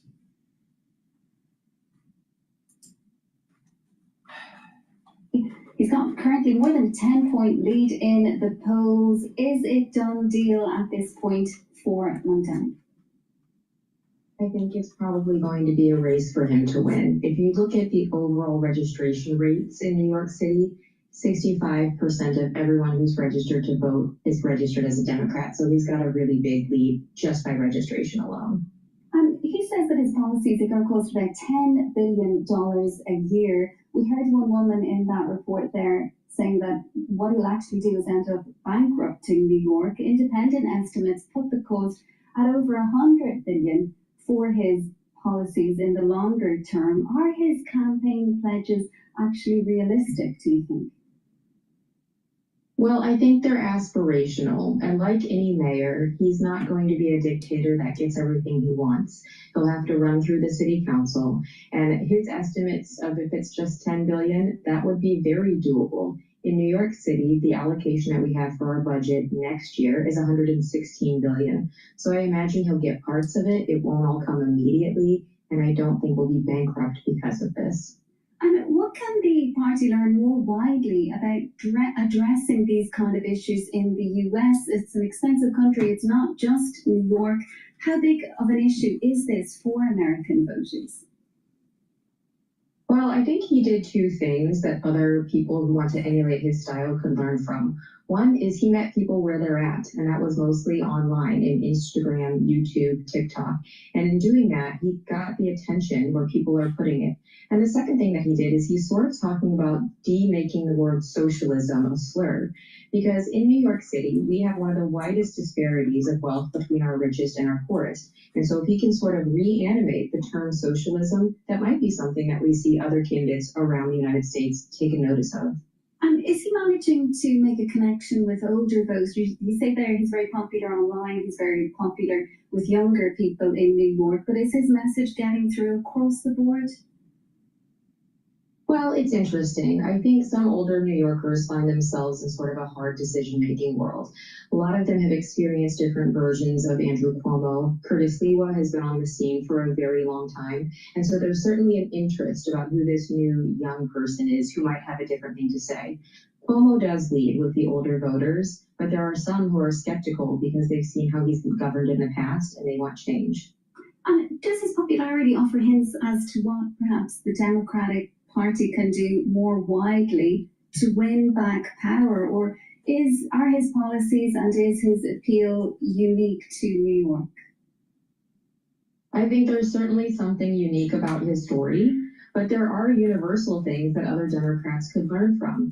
His use of social or anti-social media, whatever you like to call it, has been something where many people who otherwise might not care about politics are interacting with it because they're seeing it in their feed as not something that's a bore or something that's going to be really inflammatory, but really something that there can be joy in. And that joyful outreach might be something that other Democrats would do well to look to. And how else can how else can they try to reconnect with their traditional base? How do we think that they're going to actually perform in midterm elections? Popularity very low for the party overall across the US. Well, it's hard to say anything terribly positive about either party right now as we're sitting in day 30 of our government shutdown. But traditionally, the out party does well in the midterms after a president's elected. So I do think Democrats are going to do well, especially in the House. And the way that they can connect with the voters that maybe drifted away for a little bit is to talk about these kitchen issues. The affordability crisis is something that Mamdani as a candidate has really highlighted. And I imagine we're going to see echoes of that throughout the United States as we get into our midterm election seasons. How do others in the Democratic Party view his meteoric rise? There are some moderates who haven't yet endorsed him. Yeah, it's an interesting question. And it's been interesting as an observer in New York City, seeing that within the party apparatus here. If you look at some of the web pages that you'll find the candidate Mamdani on, he's critical of Governor Hochul. She did come out and endorse him, though, much earlier than many other moderate Democrats. So I know it's an open discussion within leaders in the party. And is he alienating, do you think, some within the party with his more radical views, perhaps particularly when it comes to the war in Gaza? That's always going to be a touchy issue. And so I sort of think whatever stance a candidate takes, there's some risk that there's going to be people who are alienated by that. And that's true whether they have sort of a view that we need to be doing more or doing less, especially in the Middle East. And he can't actually run as president, but do you think, his personality, the kind of policies he's talking about implementing are threatening Donald Trump in some way? We've seen him come out and compare him to, describe him as a little communist, for example. Yes, we've seen that sort of disparagement, but we all know that this is something that our president does. And so I don't know that it's particularly a problem for Zohran Mamdani, whichever candidate was going to be. Can't she just admit that Mamdani is a little communist? Candidate in New York City, I imagine the president would have an issue with because that person was going to be a Democrat of some form. And what do you think of those threats that Donald Trump is making, saying that there will be some kind of financial retribution that he's going to dole out to New York if people there do actually elect Mamdani? Well, I think that actually makes us think about what we're trying to do here as a country, because I don't know anyone who likes to be threatened by their leader for making a free choice in their local elections. So I actually think that that might be something that blows back on Donald Trump in an unfair or a negative way, because people don't like to be told that if you don't vote the way as the person at the top says you should, then there's going to be consequences. Local elections are different than federal elections, and New Yorkers deserve the ability to pick the candidate who they prefer.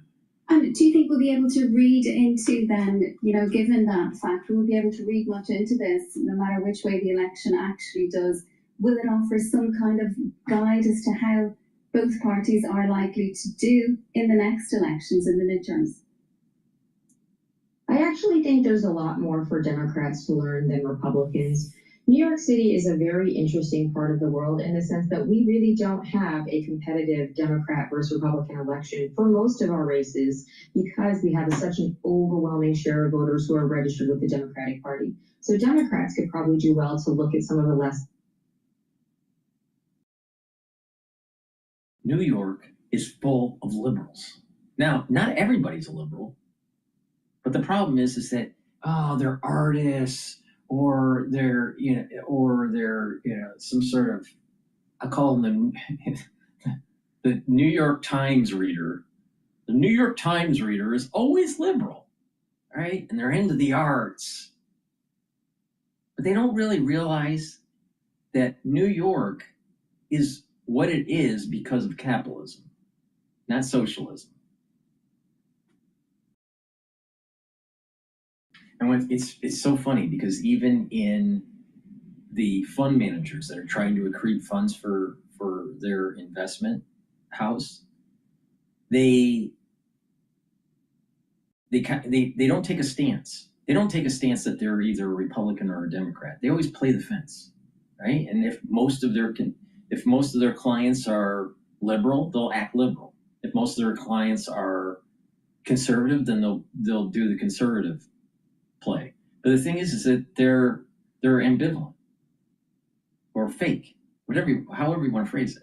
But the thing is that you have these different groups in New York, where you have a small group that's conservative, and pro-capitalism, right? Pro-constitution.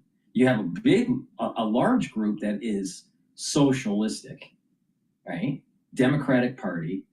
And within that is a subset that's ultra-liberal. And then you have the ambivalent ones. Now, New York's going to have a problem if they bring in Mamdani. This race, but I don't know that there's going to be many things for House Republicans or the Senate Republicans are up to take from this one. But it will be watched closely, do you think, by voters right across the United States? There's something specific about New York that does attract that kind of attention, not just in the US, but right around the world, in fact. Yeah, there absolutely is. And some of the research that I do is looking at how members of Congress communicate to their constituents. And maybe somewhat surprisingly, there are more members of Congress that do not reside in New York that have talked about Mamdani than the members of Congress in New York itself. And so I do know that there's national attention. We see it in the data. And I imagine there's always going to be attention on New York because it's the largest city that we have in the United States. It's the engine of our economy. And so it's right for people to have sort of a curiosity about what we're doing here. Lindsay, thanks so much for being with us. That is Lindsay Cormack, Associate Professor of Political Science. Oh, Professor of Political Science. Pretty sure she's liberal. Please go to my store, the-studio-reykjavik.com. Get the cleanse. This is 30 parts per million, or max 35, which is 35 parts per million. Take a teaspoon a day every day. And what this will do is boost up your immune system. How? You swish it in your mouth, you gargle about 20 seconds, then swallow it. What will happen is that you're improving your oral hygiene and you're maintaining the mucosal barrier and helping the health of your epithelial cells in your oropharynx. Super important, all right? Be prepared for the fall and the winter season.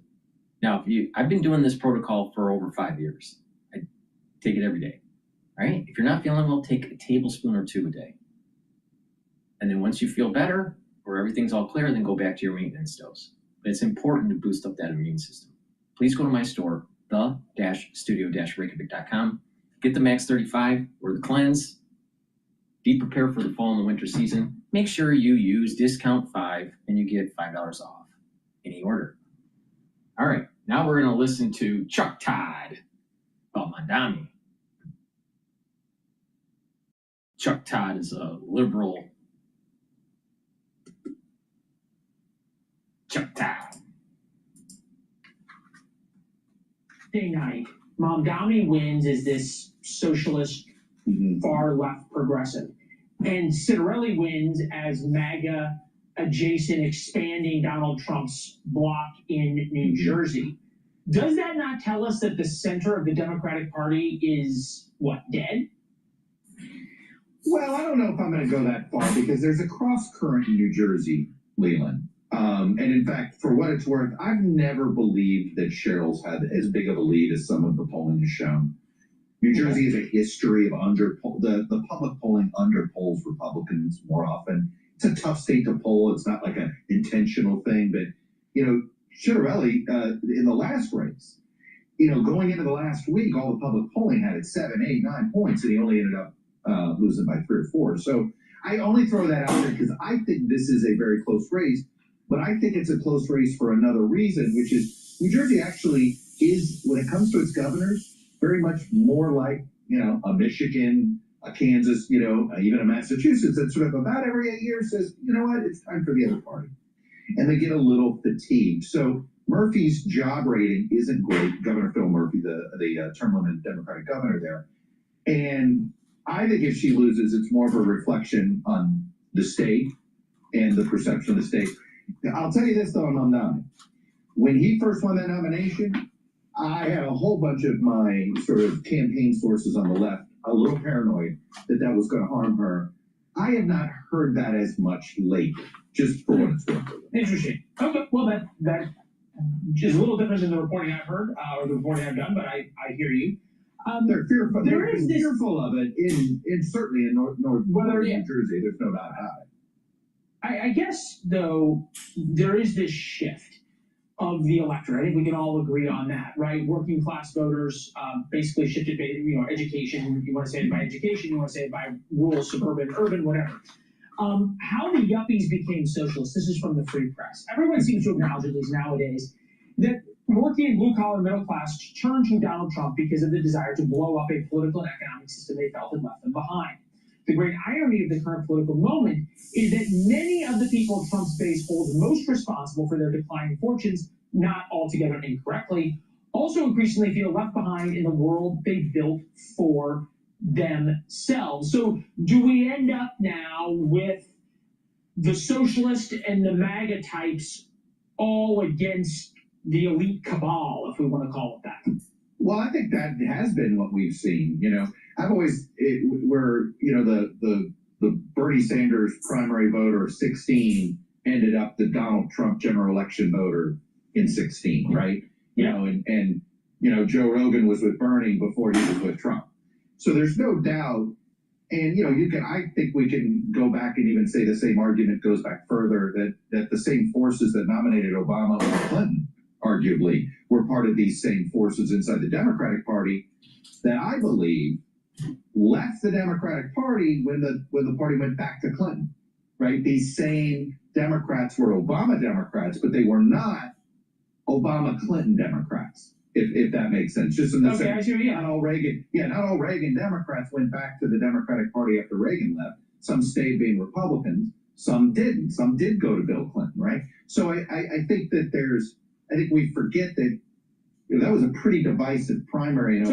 So what you're saying is that this keeps, the same group keeps moving back and forth, and it's the fight for that same group.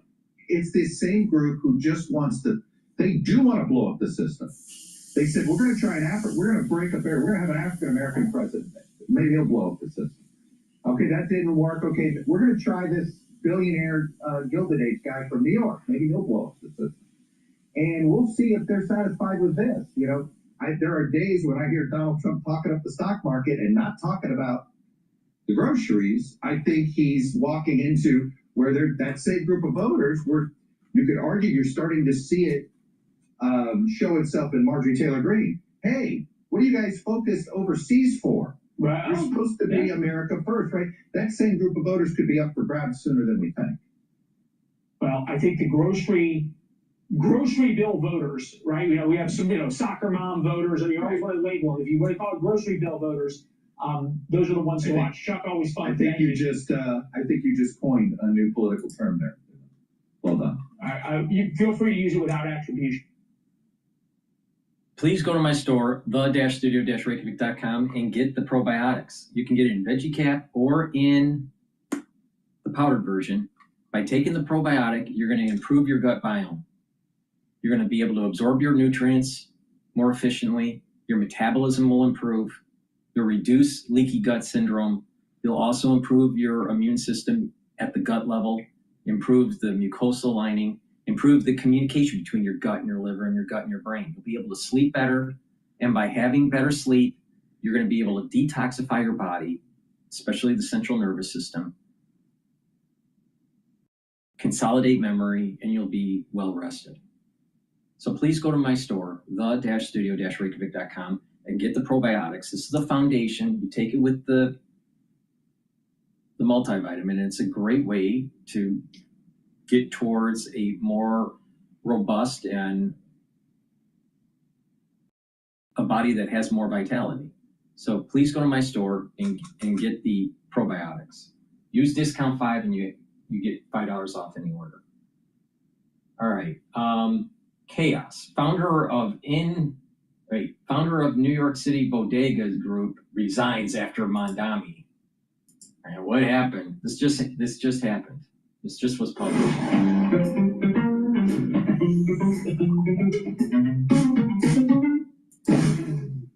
Headline.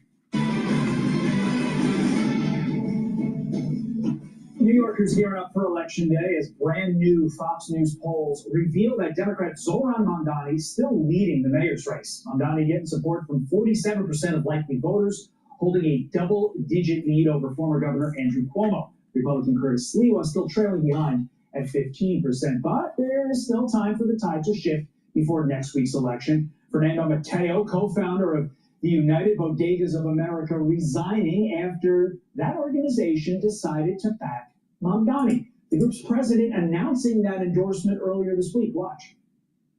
We are proud to stand beside Zoran Mamdani, a candidate who understands the struggle of everyday New Yorkers. Together, we want to build a New York City that is affordable for everyone. One is our concern to be safe in our bodegas, because be safe in our bodegas is not only the bodega, it's about our community. Here to weigh in is the founder and president of the Bodega and Small Business Group, Frank Marte. Frank, thanks for coming in. Let's pick it up right there with safety. Respond to that endorsement of Mamdani, citing safety as one of the reasons. What do you think is going to happen to safety here in the Big Apple if Mamdani wins? Well, if Mamdani wins, we're going to have a big problem with the safety, because remember that he was one of the who created the problems that we are facing now with the unsafety. He was one of the ones that supported the police, no prosecutor, no press charge to the criminals. So we're gonna have a huge problems. I don't know how my friend got convinced to say that when all of the bodegueros, they feel that they were betrayed by someone that's supposed to represent it, and they know the problem that we have been facing with the public safety. That's our number one concern that we have. I think you're questioning of why somebody who's a friend of yours in your business, bodega owners, issued an endorsement like that, especially on safety, but also on money, also on the economy. And look at this poll. I think this may be somewhat telling. According to the Fox News poll, 47% of New Yorkers think that Mamdani would do a better job with the cost of living. But Mamdani, I think, is going to raise costs, especially with his brand of socialism that he wants to bring to the city, especially when it comes to city-run grocery stores, because I can't imagine our government here in New York subsidizing grocery stores is going to do anything but raise costs for your customers and impact ultimately your bottom line. And increase taxes. Can't buy as much.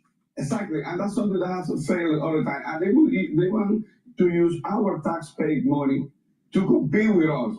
So that would even going to be worse for a small business. So if we have Mamdani there, we will disappear as a small business, because what his platform is to destroy the small business, and the New York, he will create a huge chaos in the economies of New York City. We do these polls and we see all these people voting for Mamdani, but I don't know anybody who's voting for Mamdani individually, personally. When you get out there in your community, what do your community members tell you? Are they voting for Mamdani?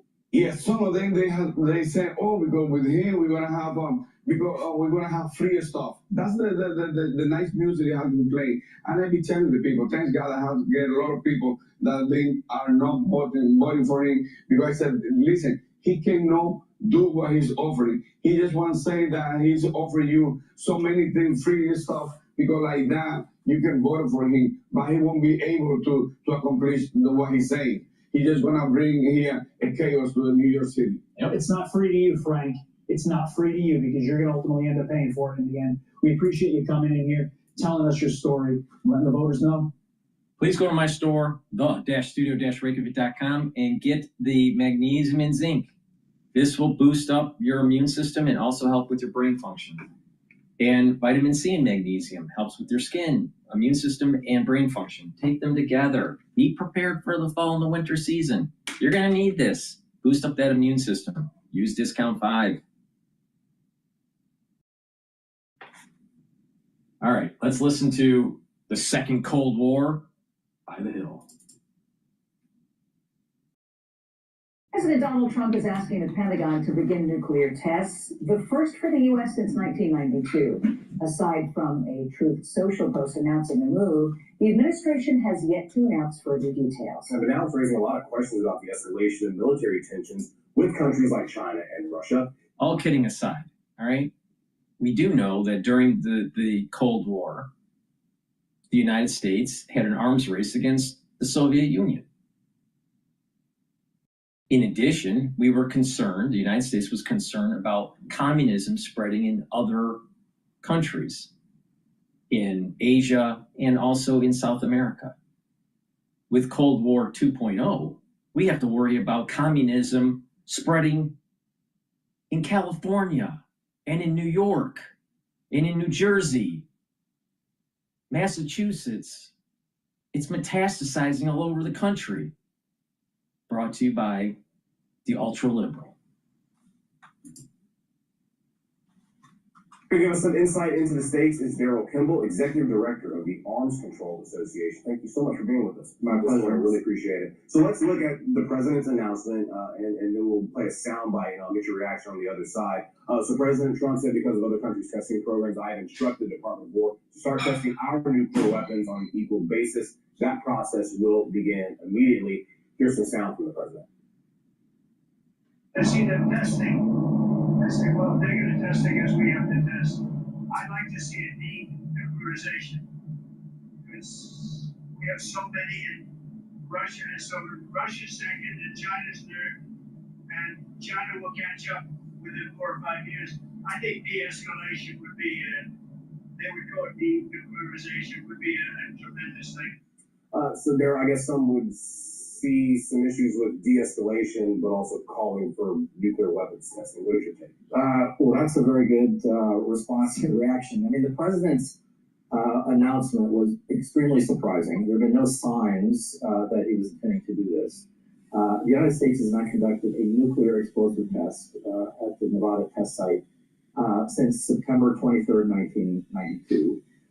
We've developed a very sophisticated, well-financed stockpile stewardship program to maintain the reliability of the 7 warhead type state arsenal without nuclear explosive testing.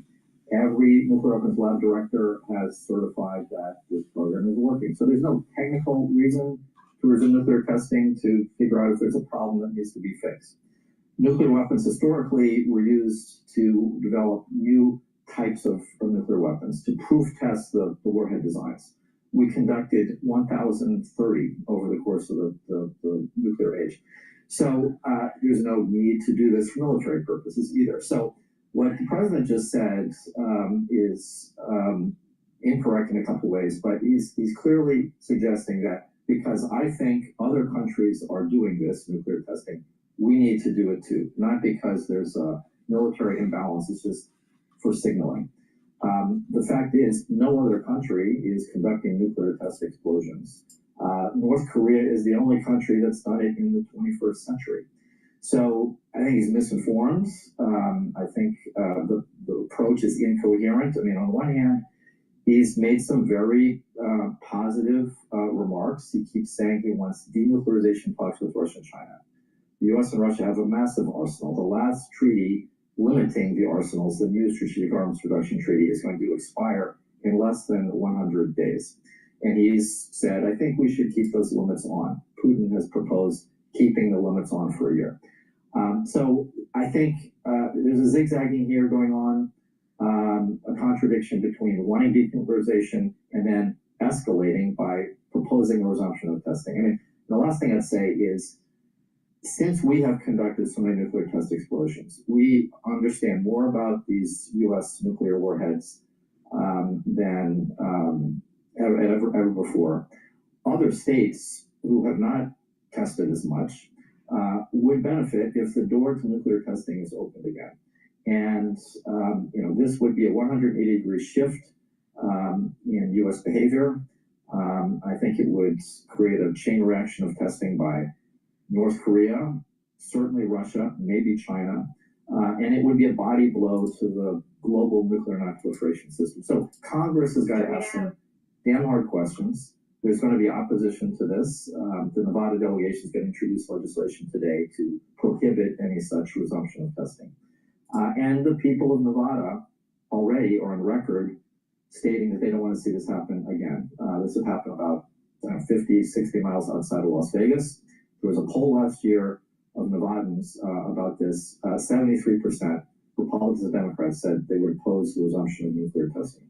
So let's go back to the other countries that this would open the door to, because we are the biggest military on earth. We're still a country where everybody else seems to follow in our footsteps. What does that look like to you in terms of global insecurity? What does that do? How do you see it? Well, today, the risk of nuclear conflict is higher than it has been at any point since the end of the Cold War. We've got nuclear flashpoints between India and Pakistan on the Korean Peninsula, between the US and China over Taiwan.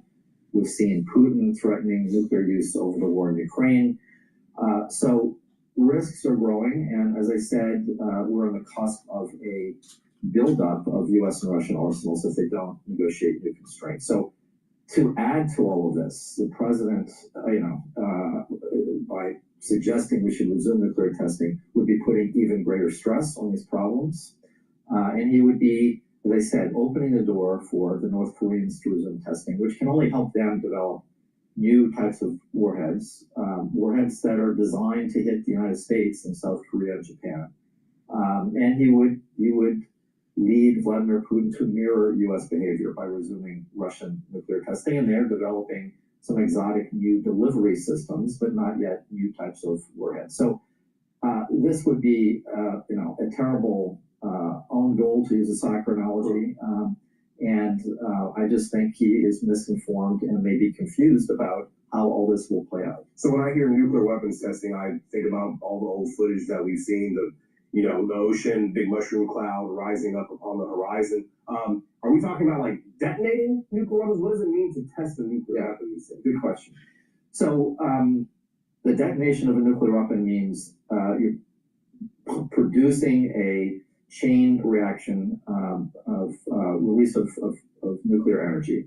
That is what a nuclear test explosion is. One question is how large is the blast?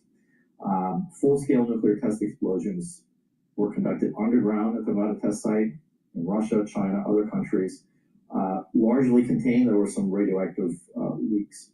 It would take the United States some 18 to 36 months, maybe longer, to put the equipment back in. It would cost hundreds of millions of dollars to do this in Nevada again. It would be a big operation. Now, there are other kinds of much lower yield nuclear test explosions that could be done at extremely small scale. They would still be technically a release of energy due to a chain reaction. Those could be done in a specialized room the size of the studio. Why? But the United States is not doing that today, nor do we believe Russia or China or other countries are. But that may be the other kind of test that Trump has been told that we could conduct. Now, that kind of nuclear test explosion doesn't actually yield much information that's useful for the U.S. arsenal. That's a scientifically, technically validated opinion. So that kind of test doesn't help us develop a new warhead or validate the program any better than our what are called subcritical nuclear experiments that the U.S. conducts about every 6 to 9 months in Nevada to make sure that the existing warheads in the arsenal are performing as designed. Let me go back to the very beginning, because the president said he wanted to do testing on an equal basis. Yeah. And that seemed to infer on delivery systems like Russia is doing. Yeah, well, lots of us were a bit perplexed about what he meant, because just recently the Russians have conducted a couple of flight tests of a couple of new exotic systems. The U.S. and Russia conduct regular tests of their delivery systems, their intercontinental ballistic missiles. But as it turns out, he's talking about nuclear weapons testing. Now, when he says on an equal basis, that implies, and then in that later clip, he said that I think that other countries are conducting nuclear tests. Well, there is no evidence that Russia or North Korea has conducted nuclear test explosions as defined by the 1996 Comprehensive Test Ban Treaty, which, by the way, we signed in 1996. We haven't ratified it. Russia has signed. China has signed. 187 other states have signed. That is the global norm. And so Trump would here, in this case, if he succeeds, and I don't think he will in the end, be breaking yet another norm, but this one relating to global nuclear security. All right. Darryl Kimball with the Arms Control Association. Darryl, we appreciate the insight tonight. Thanks so much. Mankind is rapidly getting to the point where we may go extinct. Please go to my store, the-studio-reykjavik.com, and get the heirloom barley before you go extinct. Now, heirloom barley is a micronutrient protein made from heirloom barley. You can't get this type of barley at the regular store. This is very special stuff that you should be taking every day. And what does it do? It brings down inflammation, detoxifies your body, and also soaks up free radicals through superoxide dismutase. Now, this is a month's supply. It's a powder. It's a high-density protein micronutrient. And how you take this is that you mix it with soft foods like hummus or applesauce or maybe even yogurt and take it every day. You can also mix it with just filtered water. You can put it in a smoothie. You can mix it with your food or even just with milk. But take it every day. And by detoxifying your body and bringing down inflammation and soaking up those free radicals, you're helping your immune system, your endocrine system, your brain function, even your cardiovascular health, because you're bringing down inflammation and reducing plaque formation. So please go to my store and get the heirloom barley. Very high quality, and take it every day. Collagen. This is a dual purpose supplement. It's a month's supply. It's also in a powder. You take it the same way as the heirloom barley. And you can stack the two together if you want. That's what I do. Now, collagen can help with your skin, your hair, and your nails, your cartilage, your bone density, your musculature. So it behooves you to take this. Now, do some resistance training and get the max benefits. Please go to my store and get the collagen. The typical amino acid profile is shown on the screen here. Very high quality collagen. Go to my store, the-studio-reykjavik.com, and use discount 5 and you get $5 off any order. All right, now what we're going to do is go to Fox Business, talking about a significant inflection point coming for Democrats in Shutdown next week. All right, let's see here. Okay, this was published about 40 minutes ago. Roger Marshall. Senator, it's great to see you. We so appreciate you joining us. What is your response to the president saying, get rid of the filibuster and reopen government? Well, good morning, Maria. You know, I never really ever seriously considered ending the filibuster until this very, very last week. There's no doubt ending the filibuster allows us to open the government. It allows us to plow through President Trump's agenda, a whole lot of great things. And the biggest argument to get rid of it is that, look, the Democrats are going to do it anyway. The next time the Democrats are controlling the Senate, they're going to do it anyway.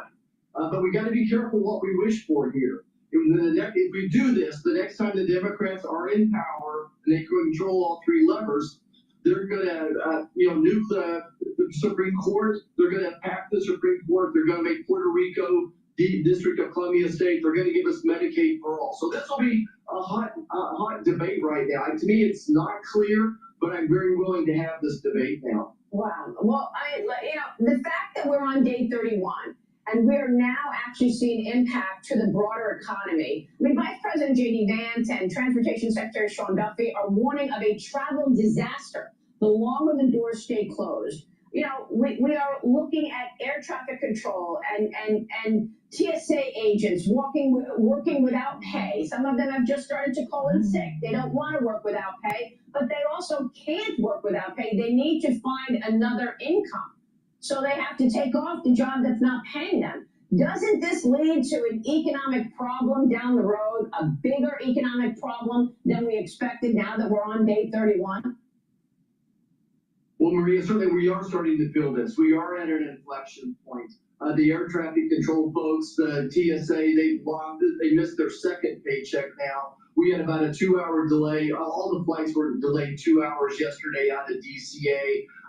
So when the transportation system is not working right, it certainly does have a huge impact on the economy as well. So, we don't miss the government until we miss them. We're just about there where really things are not going very well. I think it is time for the Democrats to come across the aisle and vote yes on it. 13 times Republicans have voted yes. We stay united. The reason we're staying firm is to balance the budget, which is, I think, the biggest problem this country faces. So it's we're stuck in this neutral right now. It's a tough place to be in.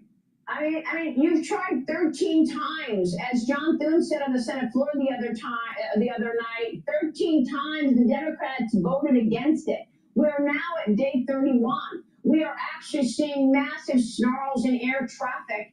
And if people start canceling on the trips going into the busy holiday season, that is going to have a direct impact on the economy. What other choice do you have other than do the nuclear option, get rid of the filibuster, and reopen this government? Well, Marie, the option is to keep negotiating and go through what we call regular order. Senator Susan Collins has, I think, 8 of the 12 buckets of funding for the government done. The Democrats need to come back to the table and negotiate with us once again. But I think they're starting to feel the pain. They're spinning on their heads like tops right now. I think that next week there's going to be a significant inflection point. They get these governor's races behind them. They can plant the flag. They were going to win them anyway. But they've got as President Trump said, they've got Trump derangement syndrome. They've got a gold card now for Trump derangement syndrome going on right now. This is a political shutdown. It's being run by the legacy media along with the far left part of the Democrat Party. Well, that's another thing that you mentioned. I mean, the media, once again, the media is going along with the talking points and not holding anybody to account, except on that C-SPAN clip that we just showed. She did hold her to account. She tried to get out of the reason, the fact that they already voted for the same clean CR earlier in the fall. Look, all of this in the face of House Oversight Republicans urging the Department of Justice to probe former President Biden's auto pen use. After the report of the investigation, Committee Chairman James Comer told me that executive action signed via auto pen should be null and void. And I want to get your take on this because House Republicans now are calling for the impeachment of Judge James Boasberg after new FBI files revealed that former special counsel Jack Smith called AT&T, Verizon. He requested all the records and the communications of sitting lawmakers related to more than 430 individual and organizations who are Republican, all aimed at Republicans. I spoke with Jim Jordan, the chairman of the Judiciary Committee, yesterday about the major telecom companies releasing the senator's phone records. Watch this. Is that normal protocol that a major telecom company is going to give up everybody's information on their phone, even if including a sitting senator? Yeah, this is how the FBI operated, and they don't tell the person who's being targeted until after the fact, until months or years later. This is how pervasive it was, and again, it's why I think it's important we dig into all this. And frankly, I think it's important that when we find individuals who are part of this entire broader operation of weaponizing the government against your political foes, against your political enemies, I think it's why we hold them accountable. Now, we now know that AT&T ultimately declined to comply with the subpoena for Ted Cruz's phone records based on what AT&T said were protections provided through the speech and debate clause in Article 1 of the Constitution. However, Verizon gave up the information, we're told, by Chuck Grassley. Your reaction to this, Senator? Well, Maria, well, shame on Verizon. But I think the Supreme Court has something to do with it, that they can do about this. Let's go back to Russia, and the FISA judges involved with that. Those people should be disciplined and kicked off the court as well. I think that the Supreme Court can be much stronger here and manage the courts and say, look, these people are not fit to serve. The judges involved with this need to be reprimanded along with the FBI, whoever was involved with it as well. I got faith that Kash Patel is going to discipline the people in the FBI. But the question is, how do we get at these judges? I think the Supreme Court has a role, and perhaps indeed Congress should do this as well. Let's impeach one of those judges and then set the standard, set the stage that'll be so they don't do it in the future. Well, how does a judge order a telecom company to give up the phone records of their political opponents? How, the lowest levels that they will go to actually take down their political enemies, it's just extraordinary to me. It really is. And I wonder, and by the way, there's also evidence here from Chuck Grassley that the judge told these companies, don't tell Senator Cruz that we're asking. Don't tell Bill Hagerty that we're asking. Marsha Blackburn, all of your colleagues. Were you also tracked? we're still going through the list. I guess there's 179 members now. I was not part of the original 8 or 9, but I know they were after another 179 as well. But the Democrats invented lawfare.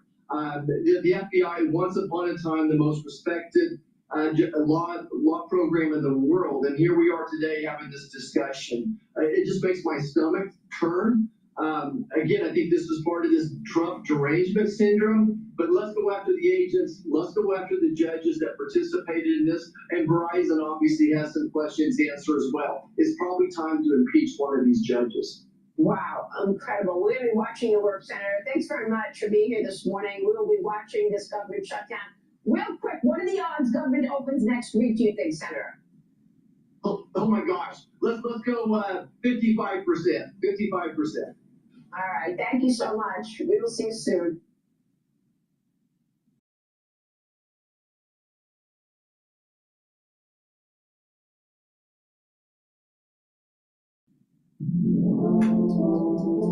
Before we agree that a bird in the hand is worth 2 in the bush, I'm going to need to know a little more about these birds.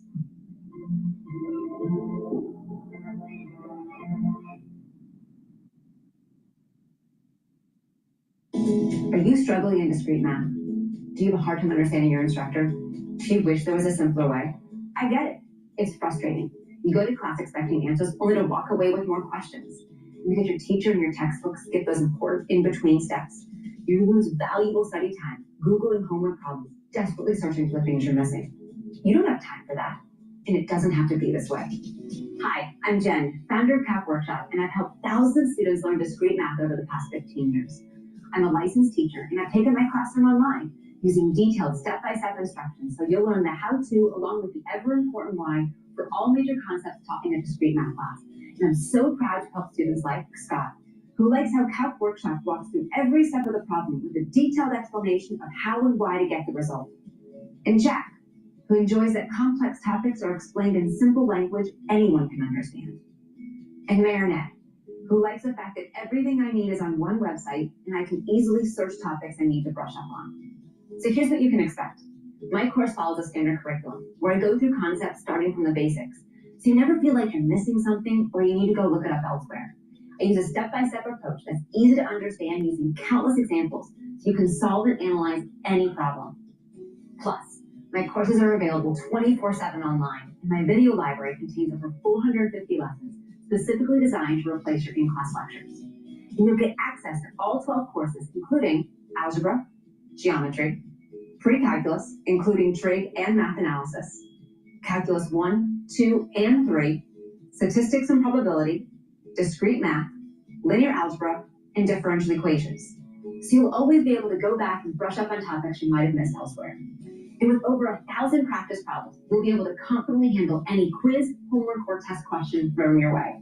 So if you're looking to gain a better understanding, prepare for an upcoming class, or you simply need a refresher, CAP Workshop has the step-by-step you need. With a 30-day money-back guarantee, why not give it a shot? Click here and join thousands of students saving their grade with CAP Workshop, and I'll see you on the inside.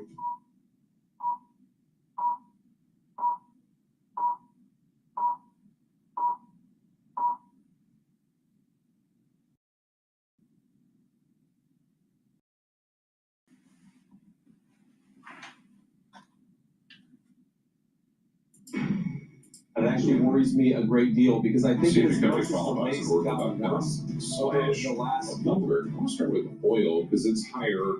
Of course, the U.S. plans to strike military targets in OPEC producer Venezuela. Brent, this is the international benchmark, is up 0.2% right now. Big tech that's fueling the gains that we are seeing today. Amazon, the best performing stock in the S&P 500, delivering blowout results after the close of regular trading last night. NVIDIA unveiling new partnerships with South Korea's biggest firms. So this extends the global push to expand AI infrastructure. Real quick, looking at shares of Reddit right now, they delivered better than expected forecast for fourth quarter sales. This looks like the company's advertising business is going to continue to grow at a pretty steady clip. This comes a year and a half after the initial public offering. Right now, the share is up just about 17%. S&P 500, that's All right, so the S&P 500 is at 6,849. VIX is trading just under 17 right now. Please go to my store, the-studio-reykjavik.com, and get the omega-3. This will help you to control your lipid profile and bring down systemic inflammation, and that way you're reducing the chances of plaque buildup. Digestive enzyme complex will help to break up proteins, carbohydrates, and lipids and reduce the load on your pancreas. Super important for pancreatic health. And vitamin B complex, the first 4 B vitamins helps the health of your mitochondria, and that they are involved in the electron transport chain, so you have more ATP, so you'll have more energy. The B vitamin complex helps with cellular metabolism, and B12 helps to protect neurons. Super important once you turn 40 years of age or older. All right, let's listen into Bloomberg. We had actually a fascinating discussion the other day, is, the loss of jobs from AI, should that happen. Yeah, it's going to increase productivity, but from a political perspective, does it result in a new wave of populism, one that was generated initially by the World Trade Agreements right By now? globalization. Yeah. Good question. I don't know. That's a good point. John Tucker, we will ponder that for the rest of today. We will. And eternity. Hey, John Tucker, thank you so much. We appreciate that. Scarlet Fu, Paul Smee, live with you here in our Bloomberg Interactive Broker studio, streaming live on YouTube. Let's get to our next guest. This has been interesting. David Traynor, Chief Executive Officer of New Constructs. He's based down in Nashville, Tennessee, which we'll discuss later. That's a scam. How to get away from New York City. David, tell us what you do at New Constructs, because I think our paths crossed back in the day at Credit Suisse First Boston Equity Research. Yeah, the good old days back during the tech bubble. And New Constructs, thanks for having me on, by the way. Good to see you this morning. What we do is actually really pretty unique. We built an AI that actually scans through all of the filings, especially footnotes, and produces what is a now proven superior signal for buying stocks. And when I say proven, I mean it's proven by the performance of the live traded Bloomberg indices that have dramatically outperformed the market based on our research, and in particular, our measure of core earnings. And we provide that data to quant funds, advisors, and we also have an agent that we are launching with Google Cloud that's based on these insights. So it's a very different AI agent for investing, in that all the other agents really focus on pulling together data and building models. We jump straight to the insights. We can tell you which stocks are most likely to miss earnings, which stocks are likely to outperform because they have better earnings than the market understands. And all that, of course, backed by the fact that we've got real world alpha in the indices. Okay, so David, share with us some of your insights. What surprised you the most this earnings season, especially as it relates to what we were just talking about, AI and AI spending? Yeah, the AI narrative is everything these days. And I think what we're going to see here is a more attrition. Because we all know they're spending billions and billions and billions. And some are going to be able to afford it better than others. And the ability to afford it is going to be based on two things. How profitable is their existing business? So how much can it subsidize this huge spend? And then who can realize a return first? And when I look at who can realize a return first and monetize it first, that's much tougher to predict. I like Google's approach because it's a little more agnostic. They're not necessarily tied to any one particular model or way of doing things. But besides that, it's kind of a toss-up of who's going to be the best and who's going to win at that. At this point in time, I don't think we know. But when we look at who's got the money, who can show us the money to sort of really continue to spend, top of that list in terms of cash flow, if you got NVIDIA, Apple, Google, Microsoft, Meta to a lesser extent, but the one company that doesn't make nearly as much money as people think is Amazon. Their free cash flow been negative to the tune of 30 to 40 billion for several years. So how do you look at financial, David? How differently do you look at financial statements or financial analysis that may be different from what traditional, looking at the, EPS and cash flow and that kind of thing? Yeah, it's just a more comprehensive approach. It's what Warren Buffett has always said people should do. It's what his mentor Ben Graham and all of sort of the old school people who like to sort of roll up their sleeves and read the 10K or the annual report from cover to cover. That's what I did when I was on Wall Street. But I saw that there was ways to get technology to do it better. And it's taken us 20 years to perfect it, to get it right. It's not easy. That's the thing that people often misunderstand about AI. To really get it to work, you've got to have a perfect data set. You have a good ontology, all these kinds of things we don't see anyplace else. But yeah, the answer is that we're just doing a more comprehensive job. We're looking in all the dark corners at most. Thing when it comes to arbitrage, being able to find important information that might give insight on how companies may perform. As more people use the tool, that arbitrage of information starts to nullify itself. Please go to my store, the-studio-reykjavik.com. Get the resveratrol. Resveratrol will help with youthful gene expression and get rid of cells that are in senescence. Super important for an anti-aging protocol. Resveratrol also helps the health of your mitochondria, so you'll have more energy. This stacks well with C60, Clarity Factor, Ubiquinol, and NAD+. Clarity Factor gets rid of brain fog, allows you to concentrate. And over time, this will improve your neuroplasticity, so you are thinking faster and your memory will improve. Please go to my store and get the Clarity Factor. Take it every day so you can concentrate on tasks at home and at work or in school. And if you're 40 years of age or older, your gene expression for building muscle starts to decline. Take Myotrol and do resistance training. This has polyphenols, flavonoids, and lignans to help with the gene expression to build muscle and to maintain muscle. Myotrol will also help with the health of your mitochondria, so you have the energy to maintain your muscle. This is super important to slow down the aging process. Please go to my store and get the Myotrol.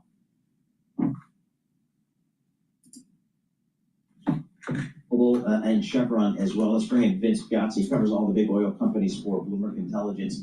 Hey, Vince, I got WTI crude oil, $60 a barrel. I watch Landman. I know about the oil and gas business. I know they're not happy at $60 a barrel. What did you see out of the big energy companies today? Well, what I did see is impressive upstream results. If I take a look at that Zoom thing. That looks like a frozen Zoom thing. That Zoom thing's not working right now. We're a technology company. I thought we would be better than this. Yeah. I think Zoom is better than this, but in any case, you watch Landman. Yes. That's the Billy Bob Thornton show? Yes. And season 2 is coming like in a matter of weeks. Cannot wait. Was there a price of oil in the show? Yes.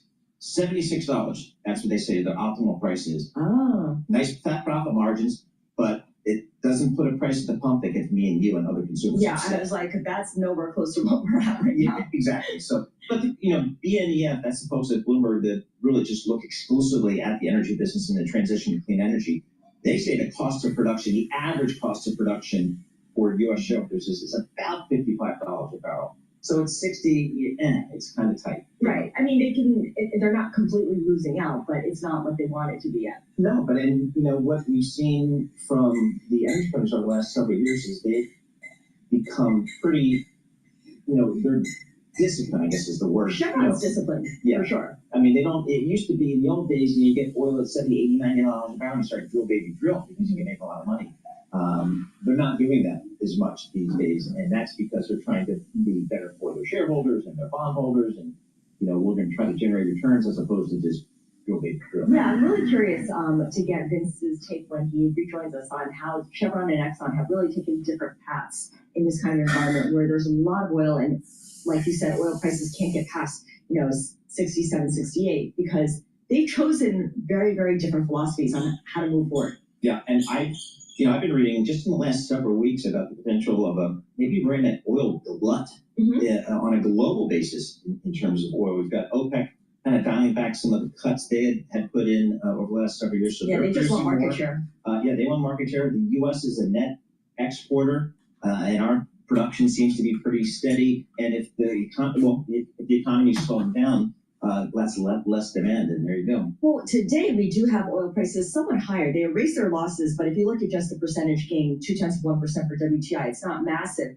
There was this report that the U.S. is looking to attack military fixtures in Venezuela, which is, of course, an OPEC producer. Right. So that could be really disruptive to the business of the refinery on the U.S. Gulf Coast, and they rely on Venezuelan heavy crude. Yeah, but I was just looking at the results from ExxonMobil, the results from Chevron. They've been acquiring some assets as well over the past couple of years, and there's been some M&A in that business looking for proven reserves.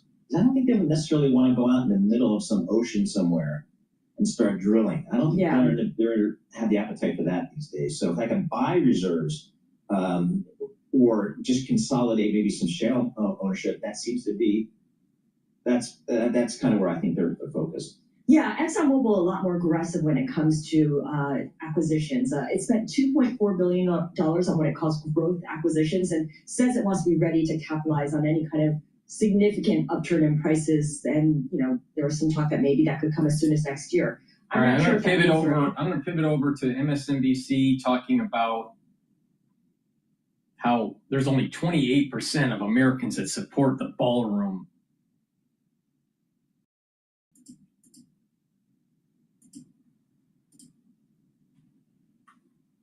The Washington Post ABC News Ipsos poll we were talking about earlier also found a majority of Americans do not support President Trump's ballroom at the White House. 56% oppose the project. That coming. Only 28% of Americans support that expensive new ballroom. 16% not sure yet. Can I ask a question, Willie? Who is that 28%? They love it. Are these like MAGA people that are like having trouble like paying their car loans and paying their healthcare costs, and they're going, oh, I love the idea of the president deciding in the middle of this crisis and government shutdown to tear down half of the White House and put up a Marie Antoinette memorial ballroom. I mean, who are those 28%? People ride or dies with them. But the thing is did they inform the person that was taking the poll that it's 100% paid for by private donors, or part of it's being paid for by Trump? That there's no public money that's going into this? This changes no spending by the government. What the hell? It means nothing. It means nothing in terms of deficit or debt or anything like that. Once again, MSNBC, Orange Man bad, he must do everything wrong. When the Washington Post calls, you say, I'm with him. I'm with him. Independents, by the way, overwhelmingly against the ballroom. 61% of them. Those people vote a lot. They oppose that addition to the White House. So, well, not a huge surprise there, but just now we see it in the numbers. Yeah, and Sam Stein, I guess the question is, why? Again, with everything that's going on right now, is there no Republican that can go over to the White House and say, Mr. President, you're really not helping matters here? Well, hold on 1 second. Let's wait and see what the polls look like after folks see the gold trimmings. Yeah, and the chandeliers. They haven't seen the final product. Okay? It's premature. That is true. That is true. And maybe if they hold up their insurance premiums to the gold chandelier, maybe they see like a secret message in their lottery numbers. I don't know. Honestly, this has been kind of mind-blowing to me. The metaphor, obviously, of tearing down the White House is one thing, but, the building of a structure that's going to dwarf the White House and to have it financed by the biggest corporations in the world and have it, decked out in gold and dangle the possibility that it's going to be the Donald J. Trump ballroom. I mean, this isn't like genius stuff to realize that this is going to backfire on you. But Susan, you've been writing about East Wing and the White House. And they don't tell you that, that the White House and the wings go into the ground, and there's multiple stories. These people, I can't stand MSNBC. They're a bunch of liberals. But these are the wine and cheese fucking Democrats that think they're so fucking smart, but yet we're now $38 trillion in debt because of Keynesian economics, brought to you by the stupid liberal. the nostalgia that people actually feel for the institution and the building itself. Speak a little bit to that. I mean, just like voters look at this and like, wait a second, they're tearing history away from us. The pictures of that backhoe were pretty dramatic, tearing down one side of the White House. You know, every American who's gone on a White House tour has walked through the East Wing, down that long hallway with the wood paneling and the beautiful portraits. It's something that not just people who go to state dinners have experienced. And it was at odds with what President Trump said this ballroom would be. He said it would be next to the East Wing, not replacing the East Wing.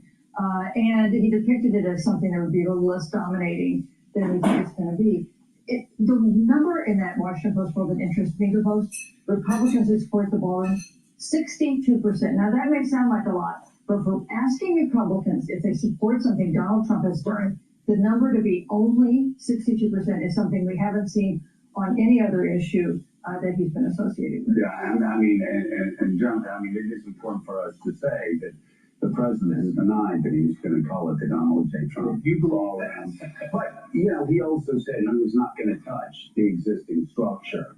I want to show those numbers again of independence, because again, all of this, again, we're doing this for a reason. All of this meshes together. Whether you're a New Jersey voter, whether you're a Virginia voter, whether you're voting out in California, whether you're a New York voter, you look at these independents, only 17%. You just don't see numbers this low. Support the president just completely obliterating the East Wing of the White House. And again, history there, incredible history in the East Wing, but obliterating it, and then, you know, the proposed grand golden lined ballroom, the tone may be a little long. Yeah, President Trump has a challenging relationship with the truth, but I would argue that perhaps one of his biggest lies ever would be that he would not name the ballroom after himself. In fact, we reported in last week or so, we started talking about what kind of gold font might use for the Donald J. Trump ballroom. Yeah. But no, it's the timing of this is everything else. It's to do it in the middle of a shutdown, to deceive the people about the nature of the project and the scope of it, to just tear it down. And first of all, as costs still high, inflation's still up, and the government is shut down. And to do this, it's to provide Democrats with literally an on-the-nose metaphor of what you're doing as president by tearing down half of the people's house. And if there might have been a way. There have been projects at the White House before. You go through the process, you take time, you bring in experts. Okay. First of all, half of the White House. Half the White House. All right, you have the White House. Even if you assume that there's nothing below ground, which there are multiple stories below ground. Let's just assume that you have that there's nothing below ground. You have the White House, you have the White House proper, the West Wing, and the East Wing. All right? In terms of not volume, but overall square footage of the land, not of the stories, but of the land, it's roughly 1/3, 1/3, 1/3, roughly. All right? If you take out the East Wing, it's not half of the White House. It's 1/3 of the White House. And oh, by the way, there's multiple stories below ground. So it's less than 1/3. It's probably around 1/6, maybe 1/5. So they can't do math either. So they're a wine and cheese Democrat that drives up the inflation, drives up debt, loves Keynes, loves to just print more money, issue more debt, create more social programs that are inefficient and makes us less productive, and they can't even do math. Oh, they're lawyers. They went to law school. So they weren't engineers. They couldn't do the math. So they became a lawyer.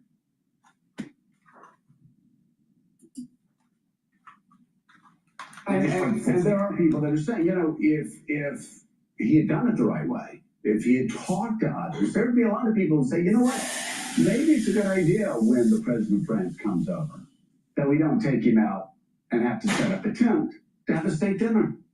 He could have gotten support for this. He actually could have gotten support. If he had done something that he doesn't like doing, that is actually work with other people and set up a ballroom that's not grotesquely out of proportion with the rest of the White House, and to keep the East Wing where it is. This could have easily been done. You just didn't do it that way, Willie. And again, it's all about timing. You look at the government shutdown, of course. You look at the right track, wrong track numbers. I mean, they're really bad and upside down for the president. And you look at the president's standing on the economy, it's lower than it's ever been, like first term or second term. If you look at the 5 polls that came out this past week, I think they average, in the mid to high 30s. So the wrong time to be tearing down the East Wing of the White House and proposing the grand ballroom that many people believe will be the Donald J. Trump grand ballroom. And no average American will ever see the inside of that ballroom. No average American will sit on that new Mar-a-Lago style patio that was the Rose Garden. He's creating a country club for the... No average American, but yet if you buy a ticket, you do a White House tour, you'll probably see it. Once again, a journalist and lawyers don't know jack shit.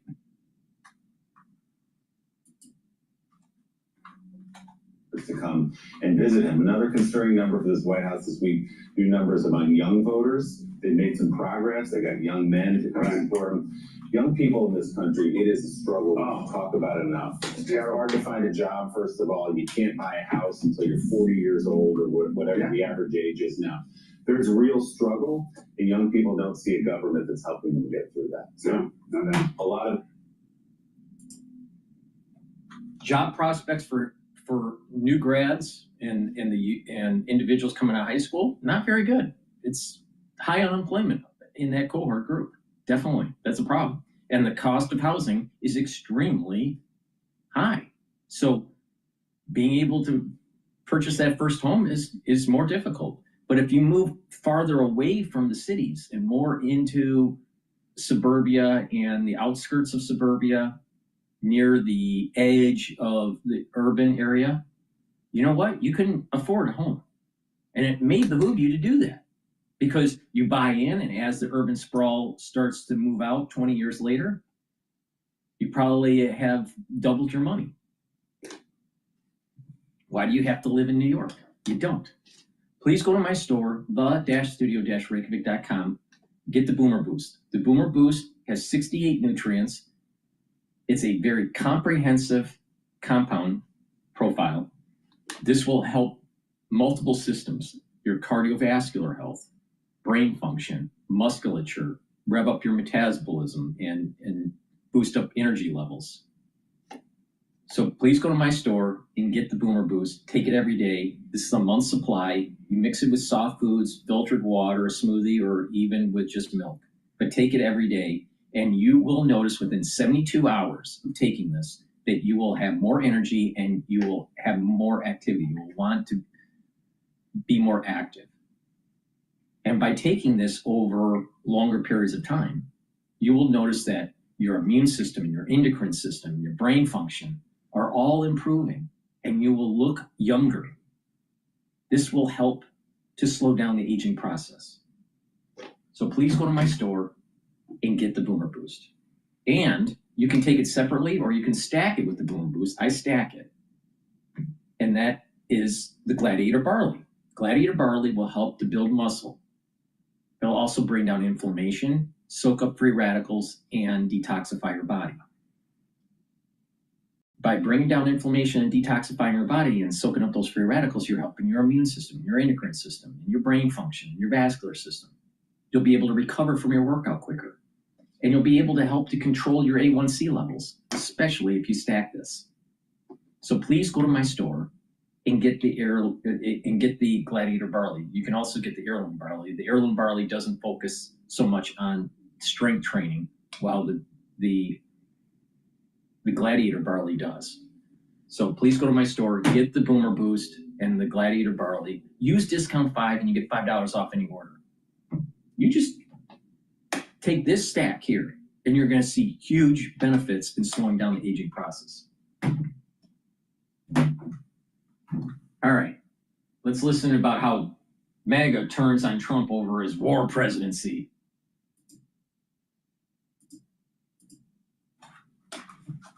Retailer agree most prominently, but others as well. So we're saying, look, this is not what we sort of wanted out of a MAGA president, right? What is going on here, President Trump? Donald Trump returned from South Korea this morning, where he met with the Chinese President Xi Jinping and made a series of announcements on closer trade ties. Trump scored the meeting a 12 out of 10, so he was very happy about it all. But that's maybe just a truce in the trade wars rather than a forever love affair. Meanwhile, less love is being spread towards Venezuela. Its president, Nicolas Maduro, accused Trump of trying to turn his country into a colony of the US. It follows the US claim to have killed at least 43 people in strikes on alleged drug boats near Venezuela. Other world leaders win or seem to lose affection of the US president, seemingly based on whoever last hosted him for dinner, with fawning compliments and promises of a Peace Prize nomination. Let's talk more about this now with Jamil Jaffer, Executive Director at the National Security Institute at George Mason University in Washington, D.C. Hi, Jamil. Hey, Neil. So we've had a lot of more diplomacy and shutting up.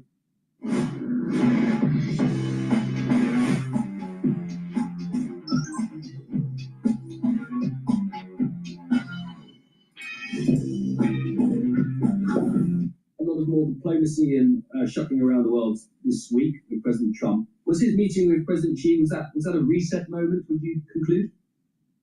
Well, I think the president certainly thinks so. He said a lot of very nice things about President Xi walking out of China and onto the plane. He does appear to have achieved at least something of a truce in the trade wars. He's agreed to reduce by 10% the tariffs on China, in particular, cutting in half the 20% tariffs he imposed as a result of the fentanyl trade coming out of China. He says he's got a deal with President Xi to reduce the amount of fentanyl coming to the United States. So obviously is a good deal for America, or is important for America because of the tens of thousands of people being killed by fentanyl every year. Beyond that, it looks like the president said that President Xi has agreed to start sending rare earth metals and magnets and the like to the U.S. again. Of course, what China said on the other side, though, is that they are pausing their actions taken in October. They didn't mention the actions taken in April, so it's still a little unclear what exactly all this means. We haven't seen any text of the deal. We've just got the Chinese translation on President Trump's post on Truth Social. So we'll see what it all means in the long run. But at least for now, both leaders will be talking nicely about each other and appear to be cooling down, or at least temporarily cooling down, the trade war. Yeah, what would have happened to make it a 13 out of 10 meeting? Well, that's a great question. Maybe some sort of a further deal on TikTok, and it does appear the president wants to get that done. It does appear the president also, does think he's gotten some consensus on fentanyl, although it's not as much, I think, as he wanted. So we'll see. Maybe a Nobel Peace Prize nomination for the Chinese would have gotten to a 13 or maybe a 15 out of 10. That offer of putting it forward for a peace prize, that does carry a lot of favour with the president. And it's seeming if you want something for your country, if you want tariffs reduced, if you want military support, tell him he's going to get the prize. It does appear to work for Pakistan and not so much for India. So it does, at least in that dynamic, appear to have made something of a difference. Here, let's turn our eyes to the other side of the world, to South America, where Donald Trump's got quite keen interest at the moment. He's been going around murdering, some people would say, those who are believed to be drug smugglers on the coast of Venezuela. What's he up to? Well, look, the president obviously is deeply concerned about the drug trade and the flow of illegal narcotics in the United States. A lot of the problem that the president's been focused on, at least early in his administration, was the flow of fentanyl from China through Mexico. He's now concerned about the flow of various kinds of drugs and illegal immigrants from Venezuela, and now he's raising concerns about Colombia and cocaine as well, which have been historically there, but we did have a series of successful efforts under Plan Colombia under prior presidents. So we had some success. The president now unhappy, concerned the drug smugglers are bringing illegals and drugs into the U.S. in these drug boats. So he has ordered the U.S. military as a national security matter, so threat to the United States. In parties claim invasion, and parties claim that these individuals are narco-terrorists because of the lives they're taking with their drugs. And so he's authorized military action by the U.S. military against these drug boats, a number of strikes in the Atlantic, at least one in the Pacific. And he also disclosed last week that he authorized CIA covert action, not typically announced by American presidents, in Venezuela, not clear to what end or what kind of covert action. Clearly a threat against the Maduro regime. We've also seen the aircraft carrier battle group now placed in the Caribbean. and overflights, or at least alleged flights by B-52s and B-1B bombers, nuclear-capable bombers off the coast of Venezuela. So a lot of sort of saber rattling going on when it comes to Venezuela and sort of Latin America right now for President Trump. Is it not constitutionally somewhat questionable to be using military tactics and strikes against individuals for what is a criminal activity? Well, this is something of a debate, right? If the president believes it's a national security matter and makes that argument, which he has full-throatedly, he sent a letter to Congress on the War Powers Resolution indicating he had put American forces in hostilities and authorized the use of armed strikes under his powers commander-in-chief and chief executive to prevent the flow of drugs in the United States that were killing Americans. So his claim is, look, this is an imminent national security threat to our country. Americans are dying. I'm going to use military action. Numerous presidents over the course of decades, even the course of the entire history of the American Republic, have used that authority and claimed that authority without authorization from Congress, without a declaration of war. That being said, when these things are sustained, Congress has sought to reel them in. Never successfully. The War Powers Resolution has now been around for the better part of 4 decades. It's never been successful. Congress doesn't seem inclined to enforce it in any way here against drug dealers coming from South America. Are you comfortable with that?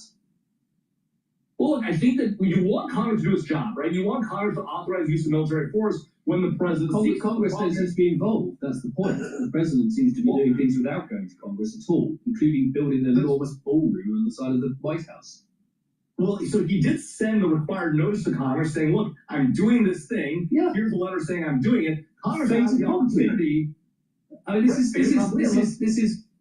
money that they ought to be signing off. What is it, $300 million to build this huge edifice on the side, twice the size of the actual White House, and he's just acting like a personal, there's a personal fiefdom, no? Well, so 2 different issues. Let's talk about the building of the White House. So yeah, we are drifting everywhere, but yeah. Right. So on the White House build, right, the president is taking private donations to do that. That's actually, interestingly, it sounds really sort of shady on his face, right? But it turns out that's actually pretty consistent with historical precedent for renovation of the White House. Whether it's a good idea or bad idea, we can debate that. But historically, the Truman balcony and the like, with the exception, I think, of maybe the Truman balcony, all the other renovations, including the Rose Garden, were done with private donations to this land trust that's around the National Park Service. So that's actually not that unusual. You're right, skipping past the boards that approve these things and the like are a problem. But of course, those boards are all appointed by people, and he appoints those boards, so they're likely to sign off at some point anyhow. But to go to your point about the money spent on these strikes, you're right. He's using military dollars and weapons and the like. That is something Congress needs appropriate money for. Of course, the government is shut down. Congress hasn't done its job. The president and Congress haven't come to a deal on spending. That's some set of problems, and we see that now playing out here as well. No, I appreciate it. It sounded like I was sort of leaping all over the place there, from going from Venezuela drug traffickers to a ballroom on the east wing of the White House. But I think the point being that there's a theme between all of these scenarios in the news this week, and that is the president uniquely seems to act so independently, and it comes with tariffs as well. That Senate today passed a vote saying they don't like what he's done on tariffs, essentially. But of course, that is also something that comes just straight from the pen and the hand of President Trump without any consultation or any sign-off of government. Is that the way Trump seems to like to operate, where he does things which he can do very much independently by presidential decree? But there's no question that that's how President Trump operates. It's how he likes to operate. I think he'd obviously prefer if there weren't a Congress. It would be easier for him to operate and run and do the things he wants to do. By the way, not that different than a lot of presidents, right? President Obama and President Biden, both of whom were former U.S. senators, both when they got into office and they faced trouble with the legislative branch was controlled by the other party, they were pushed back and did a lot of things on their own. Maybe not as much as President Trump, maybe not as aggressively, maybe not moving as fast. But the truth is that this is a common theme of presidents. It is, I think, heightened by the way that President Trump operates, by the way he talks about these things, the kind of actions he takes, whether it's the Doge firings or the tearing down of the East Wing, right? A lot of this is operational, but the truth is, you're right, for a long time, Congress hasn't done its job effectively, hasn't been an effective check on the presidency. And the question is, when is Congress going to stand up and do its part? And at least today, this week, this month, this year, and maybe something will change after the midterm elections, although I kind of doubt it, I don't see Congress prepared to stand up and assert its own power. The system of checks and balances only works insofar as one of the checks or the balance is willing to do its job. Congress, frankly, hasn't been doing that here. And it's not just a Trump thing, although it is most evident here. It's been going on for years. there's an absence, I suppose, of a organised and still fractured Democratic Party that doesn't know how to decide which is the best approach to tackle and have a very specific line of attack against Trump.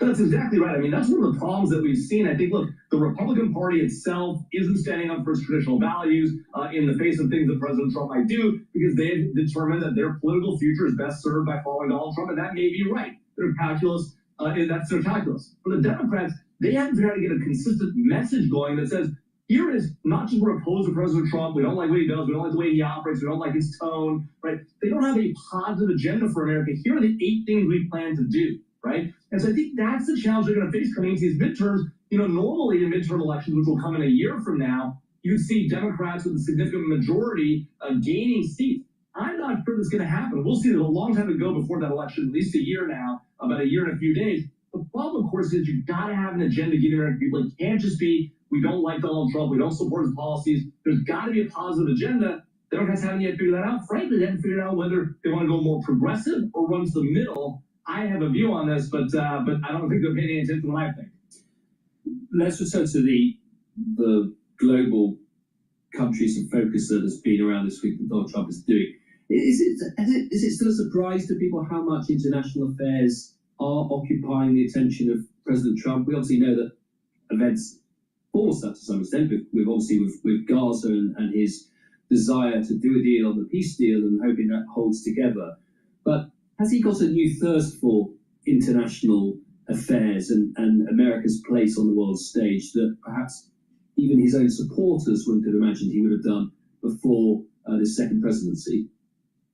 Well, I think there is certainly a certain amount of frustration in the Make America Great Again, the MAGA base here in the United States, as they see President Trump taking strikes against Iran, which I think most of the Republican Party and the MAGA base, and frankly a lot of Democrats supported those strikes, but then seeing him get involved in military strikes in the Caribbean, threatening Venezuela. Right now they're seeing the potential for this presidency to turn into a war presidency, not just a trade war with China, not just the economics that President Trump has long talked about, even before he was president, but now real military action. And I do think that makes a lot of members of the MAGA base uncomfortable. They were uncomfortable with it when it was President Bush. They were uncomfortable with it under Obama and Biden. I think they're going to be similarly uncomfortable against it under President Trump. And you've seen some members of his own party, Marjorie Taylor Greene most prominently, but others as well, sort of saying, look, this is not what we sort of wanted out of a MAGA president, right? What is going on here, President Trump? At the same time, you know, between you and me, I think, and all of our listeners, I think the president's doing the right thing. He needs to be able to push back effectively against our adversaries overseas.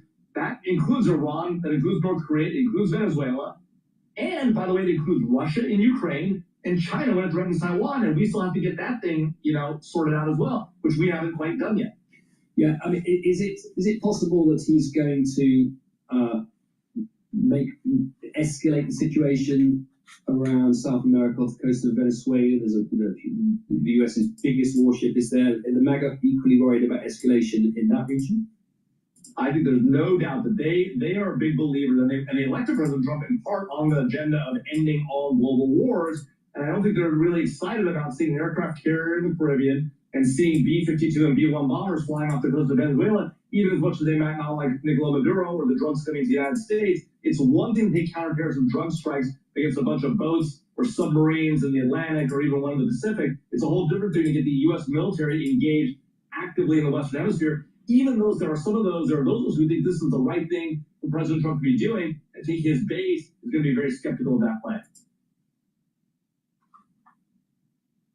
Please go to my store, the-studio-reykjavik.com, and get the olive leaf extract. This is a dual-purpose product.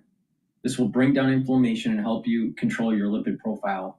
By doing that, you're helping your immune system and you're preventing plaque buildup for your cardiovascular system. Vitamin D3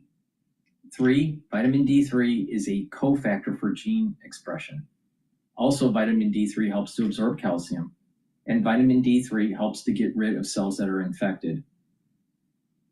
It forces the cell to go into apoptosis. This is very important to take during the fall and the winter season.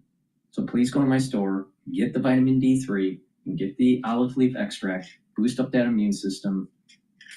And with vitamin D3, you're helping your cardiovascular health and also your bone density. Do some resistance training with vitamin D3 and take in calcium and get those denser bone. So when you're in your geriatric years, your bones will be less brittle. All righty. All right, let's listen to The Economist about Mamdani. Charlotte, why don't you start by telling us about Zora Mamdani, a man who I have to confess, just a few months ago, I had never heard of him. Well, he's 33 years old. His prior job was as a state assemblyman in Albany. He's a democratic socialist. He is a really skilled politician. I mean, he comes out smiling all the time. He presents this very positive vision for New York. And I think it's worth, before we go into his policies, just laying the context. His main opponents in this race for mayor were people who were, to use the technical term, horrible, absolutely horrible candidates. So you had Eric Adams, who's the current mayor of New York, who has been the subject of an alleged corruption scandal. You have Andrew Cuomo, the former governor, aging former governor, who just hasn't gotten the memo that his political career is over and clinging on to the limelight. And you have a New York population that's deeply fed up for the reasons that we've been discussing. I love your polite but utterly devastating critiques of the current mayor of New York and other contenders. It reminds me of the fantastic line in your cover leader this week, where you spoke very positively about Michael Bloomberg as the last good mayor the city had, but you said he has the charisma of a spreadsheet, which I thought was... I'm a big fan of Michael Bloomberg, but charisma is not his Just before we hear more from and about Zora Mamdani, can you just, point of clarification, tell me what a democratic socialist actually is, John? Well, the Democratic Socialists of America are a very small group. Zora Mamdani is one of their number, Alexandria Ocasio-Cortez is another. They, until pretty recently, had a platform that was really out there. They wanted to defund the police, get rid of the Senate, nationalize a lot of industries. In the intervening time, in the past couple of years, they've actually updated their platform. It's a little more mainstream now than it was. They've ditched some of the crazier stuff. But I think what it is mainly is a signaling device to say, we're fed up with centrist Democrats. We don't like Republicans. We're fed up with the same old centrist Democrats, Chuck Schumer, whoever, and we really want to change things. So I think it's more a kind of expressive thing in a sense of a kind of identity badge. It's a way of being on the left and being an outsider in some, similar way politically to how Donald Trump was able to come to power, promising a whole bunch of stuff that people kind of knew he couldn't do. But the fact that he was so mad and was proposing such radical things demonstrated to the electorate that he really got it in a way that other people perhaps didn't.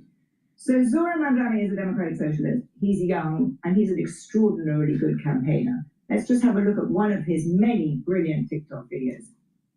I'm freezing. You're right. As the next mayor of New York City, let's plunge into the details.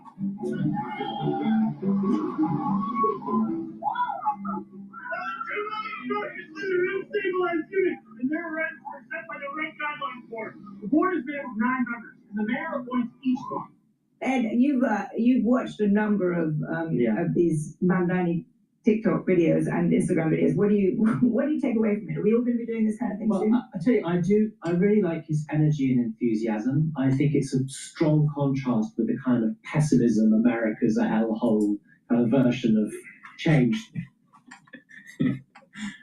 Well, think about it.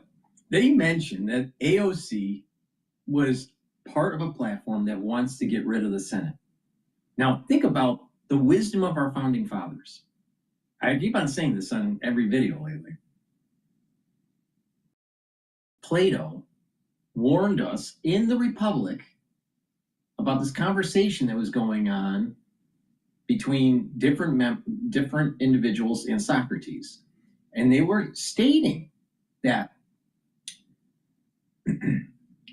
once a democracy starts to take hold, where it's mob rule, the plebs are ruling, you'll move into tyranny. Now, our founding fathers made sure that we had a constitutional republic, not a democracy. So don't fall into this trap that we have a democracy. We do not have a democracy. Secondly, our founding fathers also understood some of the problems that Rome had. So they took the lessons learned from the Greeks, the Greek philosophers, and they also started to pay attention to, well, wait a minute, Rome had some problems. And that you needed to have branches of government to prevent one branch taking over the country. So for individuals to be represented from a population level, the House of Representatives was established. The upper chamber, which is the Senate, are the ones that have a longer duration for their seat, and they are more of the elder statesmen. The judicial branch takes care of, well, many things, but in terms of the Supreme Court, it takes care of making sure that whatever laws are passed are constitutional.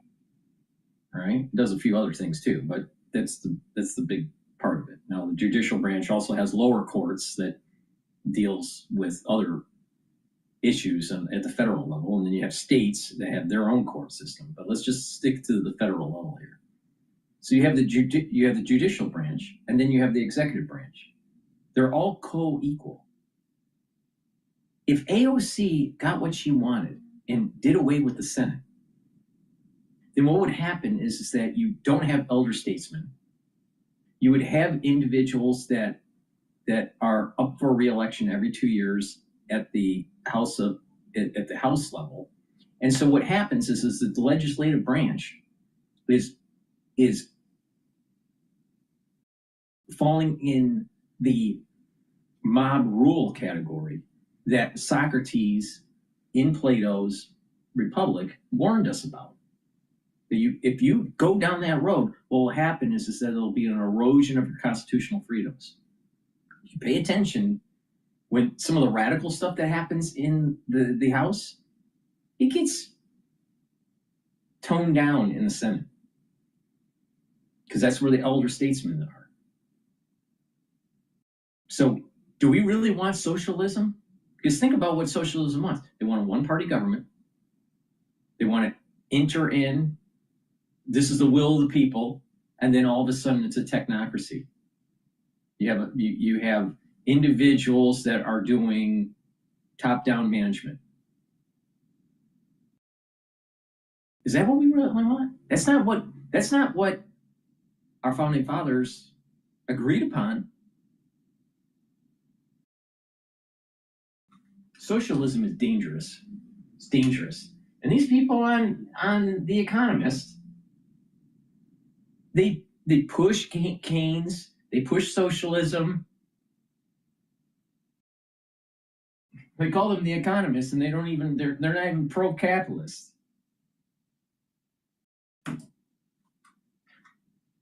Trump demands.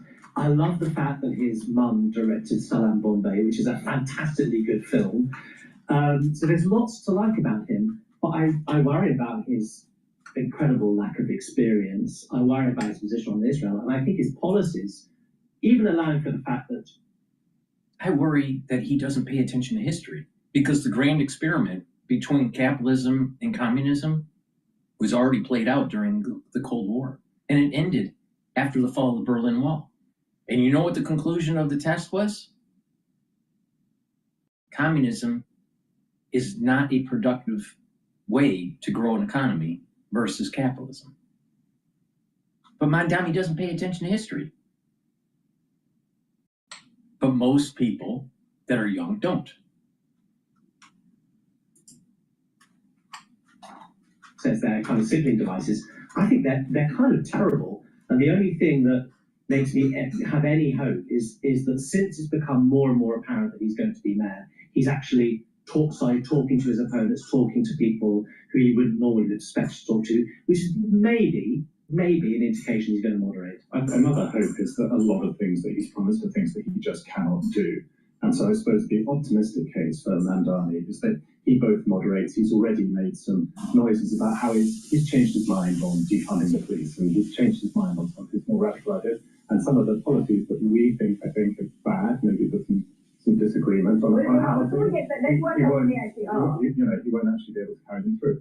Let's actually, before we discuss what we think of his policies, let's have a quick summary of what they are, and let's hear from the man himself first. We started this campaign with 3 policy demands: freeze the rent, make buses fast and free, deliver universal childcare. Those are the same promises that we are going to end this. This is a campaign that looks at the dignity of working class people as a non-negotiable. It's hard to disagree with that. The dignity of working class people is non-negotiable. Charlotte, what do you make of his promises? Are they realistic? Well, I think that the need that he identifies is real, as we've already discussed, the cost of childcare, all these costs that New Yorkers face. So I think he's absolutely right to make these the focus of his campaign, right on a policy level and right on a political level, which we can talk about whether you agree with that.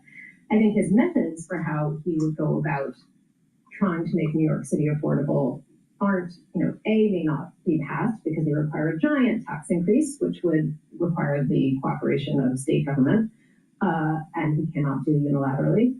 And that if they were passed, they just they have been proposed and might be implemented in a way. Isn't it amazing? Isn't it just amazing on The Economist? A bunch of Brits, all right? The Economist, right? We love New York. Well, New York doesn't love you. All right, so we're The Economist, and we're from Britain, and we love socialism, and we love Keynes, and we love to just print more money. And oh, by the way, we have a doom loop, and we're totally in debt. And the central bank, the Bank of England, can't do their quantitative tightening to sell off their balance sheet because they bought so many assets during the Lehman crisis and during COVID. And oh, by the way, our government is dissolving because it's totally incompetent. But we're going to tell the Americans on how to control their economy. Why don't they look in the mirror and realize that their failed policies is what's driving England into the ground? And so they want to promote Mamdani. Mamdani is part of the problem that the Brits have. Overspending to the point where you can't afford it. You just dig more debt, and eventually it comes home to roost, and you have a unproductive economy. But these are the socialists. These are the wine and cheese Democrats. These are the ones that are going to tell you they know better. They know better than Adams, Jefferson, Hamilton. They know better. They know better because they went to school.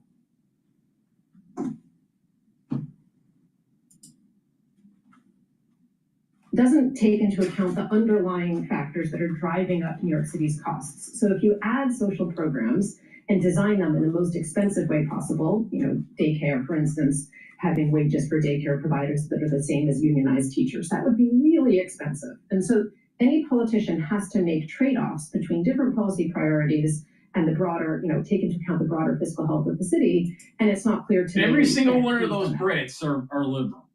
Every single one. They push these policies in their own country. It's really skilled as a politician. Being a mayor requires being a manager. If you're a congressman, all you have to do is talk and raise money, not necessarily in that order. As a mayor, you have to actually operate a city, and I'm not sure that he will. The other point is that this is being presented as some sort of hope for New York, but actually these things won't help New York. No, and when exactly. They don't help New Yorkers, what will people do then? They'll just get crosser and more furious. I mean, just let me take one example. He wants a minimum wage of $30 by 2030. That number's plucked out of the air. It's only 30 because it's 2030. I mean, if that's really the basis for coming up with this figure, it's ridiculous. Yes, just on rent freeze, isn't it? This is an important one because housing is such a big challenge in New York. If you freeze rent for 2 million New Yorkers, the effect of that freeze is to raise the rent for other New Yorkers. So it's a classic instance where you have a knock-on effect that isn't taken into account with the headline proposal. New York's mayor overall relative to other American cities and other mayors in other big cities in the West, is not a hugely powerful office. Where the mayor does have a lot of power is over policing, so he would have real power over the NYPD, and also has quite a lot of power over education, over schools, where New Yorkers currently are getting a really bad deal for their tax dollars. One of the things that's striking to me about Mamdani's campaign is there's almost nothing about education in there. I want to talk about just one other element of Mamdani, which is really striking, which is his support for Palestinians and his criticism of Israel, and particularly Bibi Netanyahu. I mean, it is very striking. Like New York, the highest Jewish population in the United States, may, elect a mayor who has very much and very outspokenly. These people are the cause of Mamdani. They've been promoting freebies in society for decades. They promote socialism. This is the reason why Britain is a shithole. They need to look in the mirror and realize there's this video of her debating Stephen Bannon, all right? She's a socialist. She's a fucking socialist. She is the problem. Yeah, he's threatened to arrest Netanyahu if he turns up in America, which is because America isn't signatory to the ICC either, so it doesn't have to. I mean, two things strike me about that. The first is it is further evidence of the disenchantment with Israel and its policies in Gaza over the past 2 years, and that's not restricted to the United States. It's a more broad phenomenon.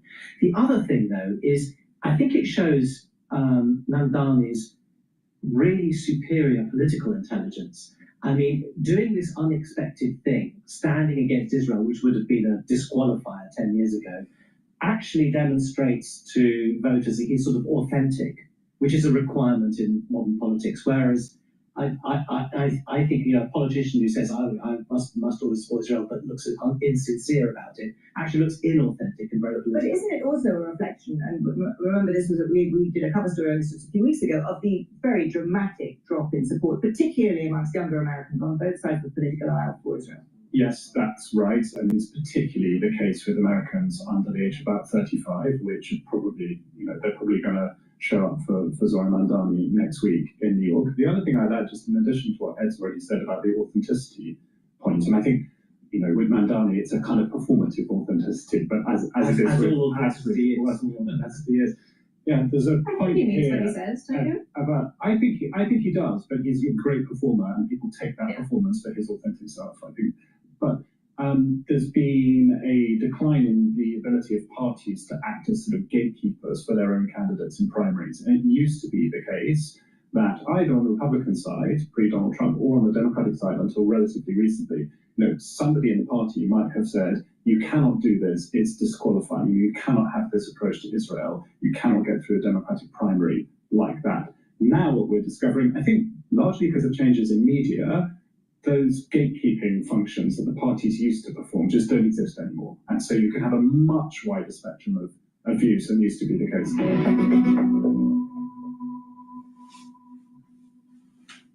Yes, this is The Economist, pushing their liberal agenda.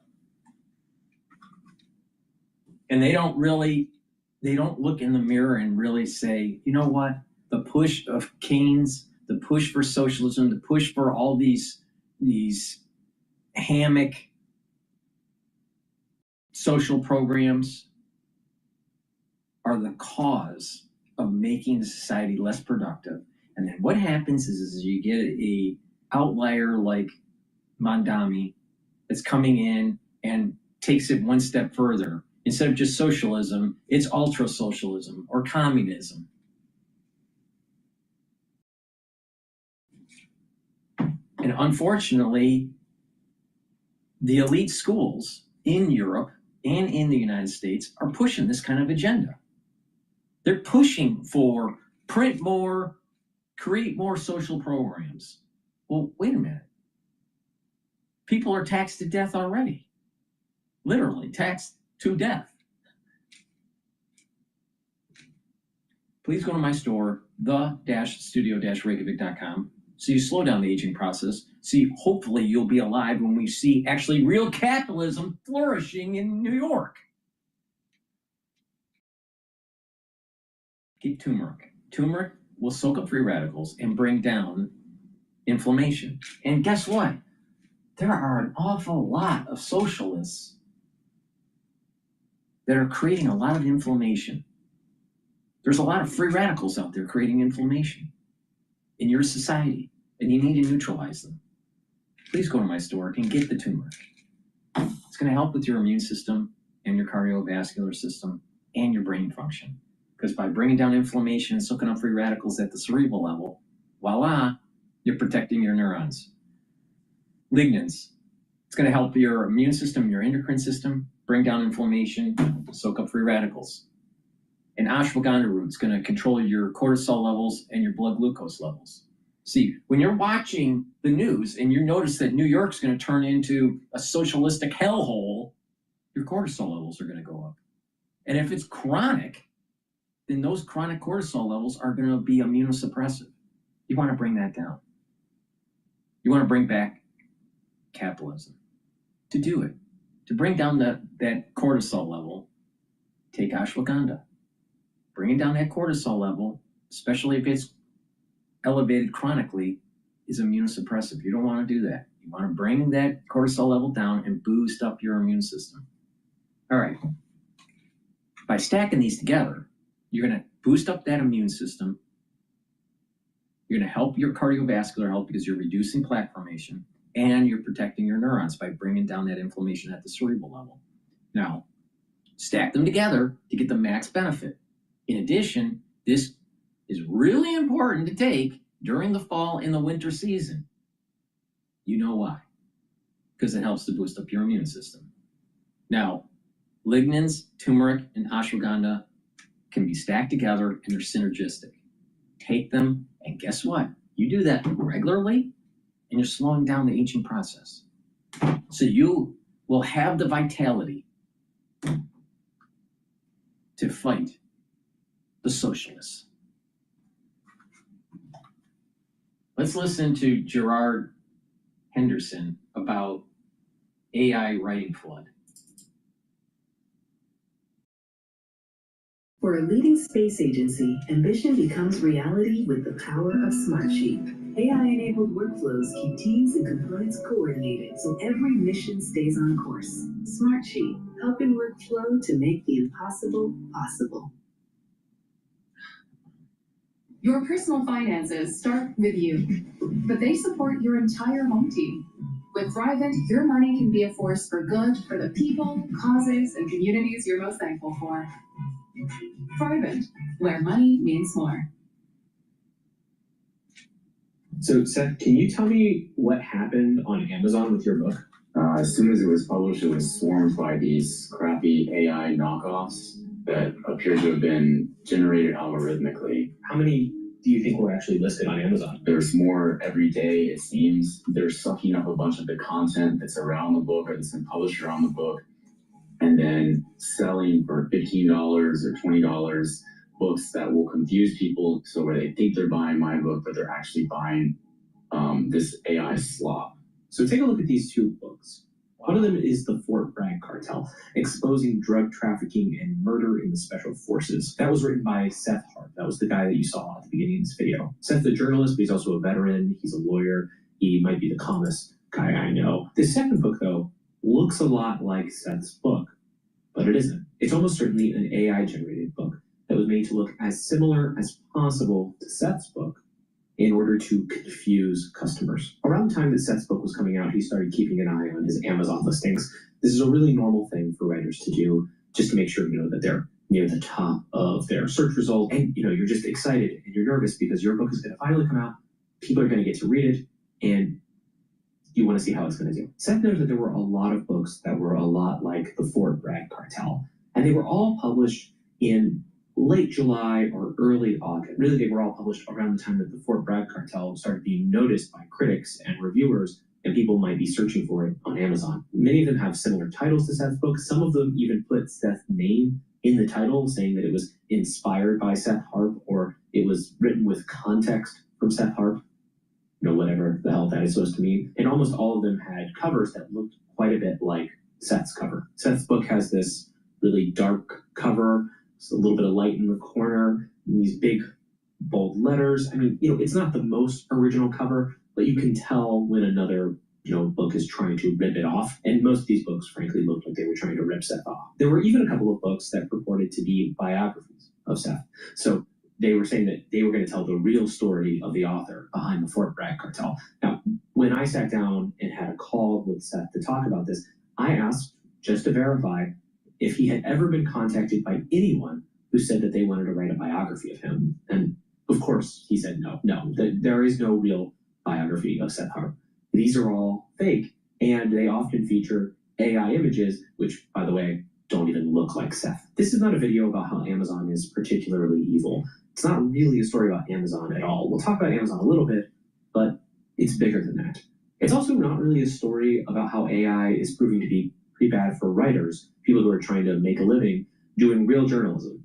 Seth did everything you want a journalist to do. He spent 2 years writing this book. He was flying back and forth between Texas and North Carolina. I think he went a few other places to meet with sources. He was going through government documents. He was just trying to get any interview he could with anyone in the Special Forces or anyone who knew people in the Special Forces to try to piece together this story.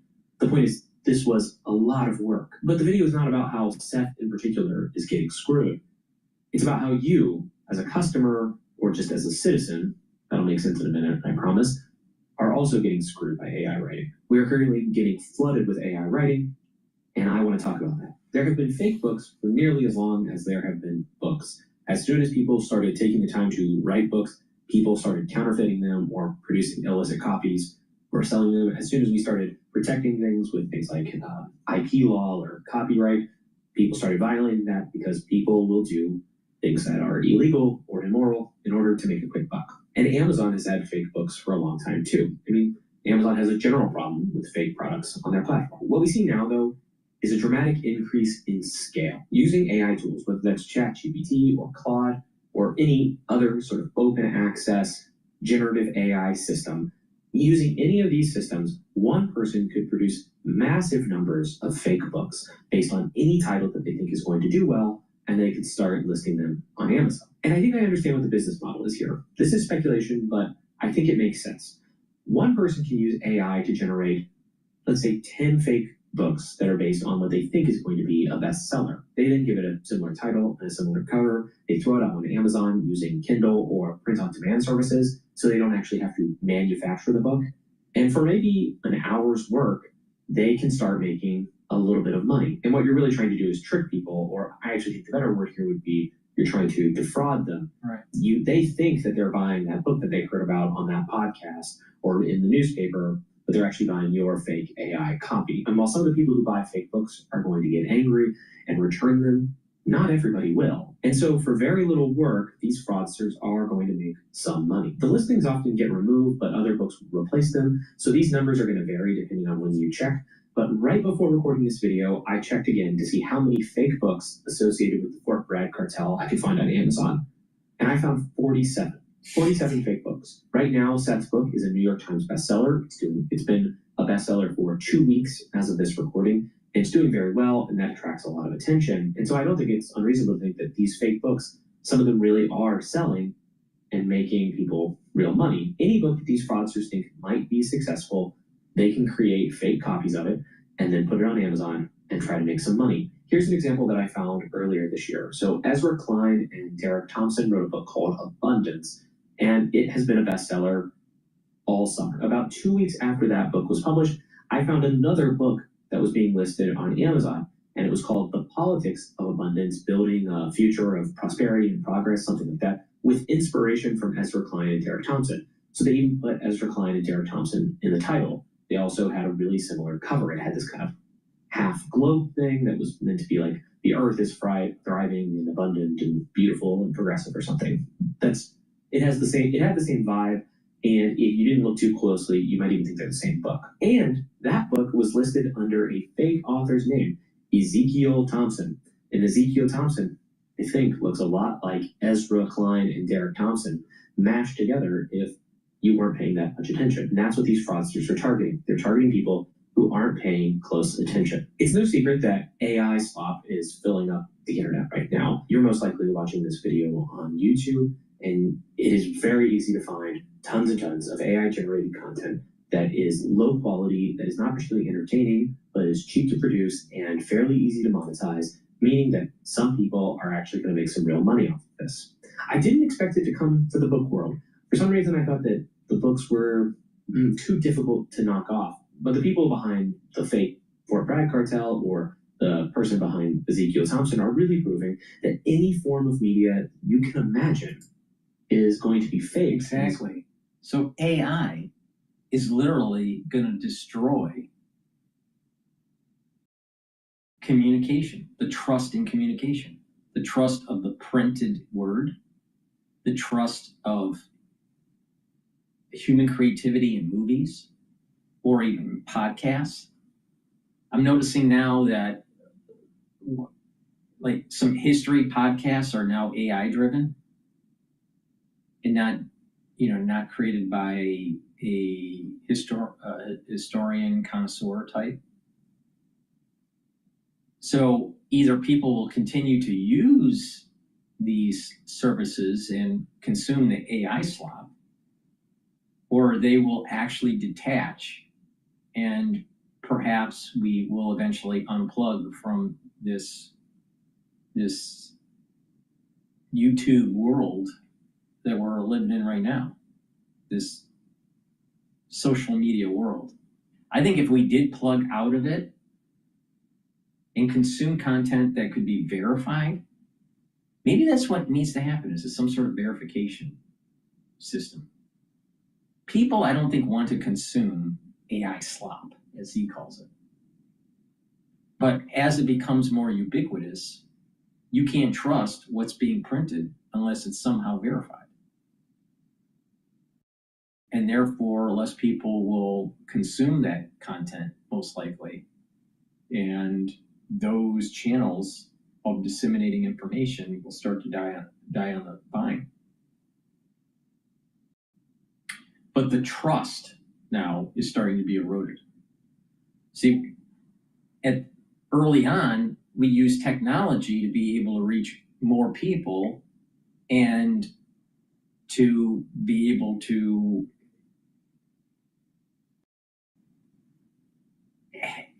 it would be a marketplace of ideas, not a marketplace of ripoffs, right? So basically what has happened is that Amazon and even YouTube is turning into just China ripoffs. Now, I'm not saying that China's doing the AI slop. I bet in some cases they are. But there are other people that are just, creating AI slop. But I think if it's pervasive, I think eventually there's going to be a negative feedback loop where people will stop listening to content. I prefer to listen to a human voice, not an AI-driven voice. I prefer to watch documentaries that look like there is human creativity in it, not AI creativity. But other people may not care. Maybe I'm an outlier. I don't know what the percentage of people are that wants to watch human content versus AI content. But I suspect that when the quality starts to go down, when the facts are loose with what's being published, that within a short amount of time, within a few years, there may be a negative feedback loop that reduces actually viewership.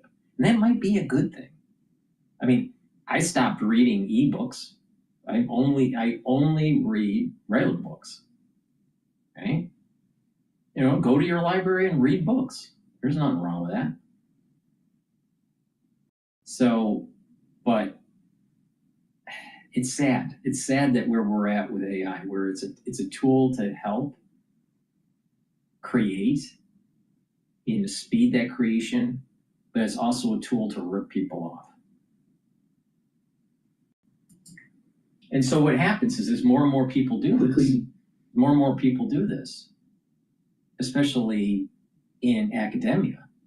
All right, let's say you're a student and you're not really reading the books and not really writing your own essays on the book you read or whatever, and you just have it AI generated, you won't even learn how to write or critically think. So there are other negative externalities by this AI slop.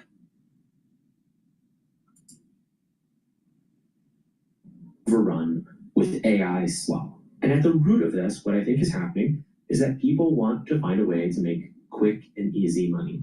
We have this human urge or desire to find shortcuts and basically to cut corners. And those urges to find shortcuts and to cut corners will make us do things that we know are unethical, or simply, in those cases, those people just don't care. Like, they don't care if they're scamming you because they just want to make some money. So it could be laziness, but we can't really underestimate the effects of greed here also. I understand that most people don't really care about the publishing industry. And if you're watching some of my videos, maybe you consider yourself book savvy or internet savvy enough that you wouldn't fall victim to a scam like this. I say good for you. It sucks that it's going to happen to other people, but I'm glad that you have your guard up. But let's talk about two other examples that go out of the book world and prove that this flood of AI writing has the potential to harm you or at least to seriously impact your life, whether you consider yourself particularly internet savvy or not. And that's because AI writing is starting to affect the police and the legal system. So back in January of this year, January 2025, there was an article that was published on a Department of Justice website that was all about AI-generated police reports. And apparently police reports take up an awful lot of cops' time. Whatever the number is, I'm sure that many cops think to themselves, man, I wish I didn't have to spend so much time doing paperwork. In fact, one police chief in Boulder, Colorado, called AI-generated police reports one of the most exciting innovations that they had ever seen in policing because it would free up officers' time to go and do things that they thought were more important. They called it proactive policing. There are a few different products that are being marketed to police officers and police departments to help them write their police reports. Some officers might just be using Claude or ChatGPT or something, but in addition to that, there are specific pieces of software that are being sold to police departments saying, hey, this will safely and reliably generate your police reports. Most of the articles that I read about this focus on something called Draft One. On Draft One's website, they say that they can generate a high-quality police report in seconds. And they'll do this by analyzing body cam. Your best idea deserves the best media.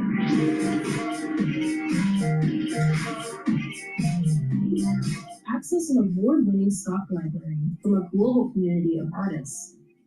And they'll do this by analyzing body cam footage and also the audio from that. It was a little vague on whether or not it actually does some kind of like machine vision or if it's just based on the audio, but it takes those files and then it will generate what it says is a high quality report. But there is one major problem with a piece of software like Draft One. Everybody at this point knows that AIs hallucinate, that simply put, they make stuff up. The Electronic Frontier Foundation is a civil liberties organization that is dedicated to protecting our rights online. They investigated Draft One, and they found that there were some serious problems with the safety features that are included with that software. Namely, there's no way to tell in the final report what was written by an AI and what was written by a police officer. The fear is that this could actually This falls into what I was saying about the Biopatriot Act. All right, and that is that there's an over-reliance of AI systems. There's this surveillance state, and that what happens is your civil liberties starts to become curtailed, and it now becomes a minority report kind of thing, where you have systems that will use predictive algorithms to determine thought crime, all right? Well, on top of this concept of thought crime with Minority Report, you also have an over-reliance of technology by the national security state or police municipalities that may get it wrong. Things may fall through the cracks and just get it wrong and cause civil liberty issues during the whole legal process. And so why should a police officer get more money if they are relying on more and more AI tools? Well, shouldn't we be spending less money then? Shouldn't these AI tools make them more efficient? And therefore they have to work less hours? Maybe you need less police officers if you're using surveillance technologies like cameras and predictive algorithms and AI report writing.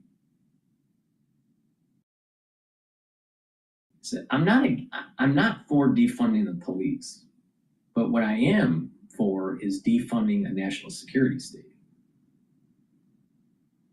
I think human beings need to do their job and not be so reliant on AI. Well, I think his point here is this.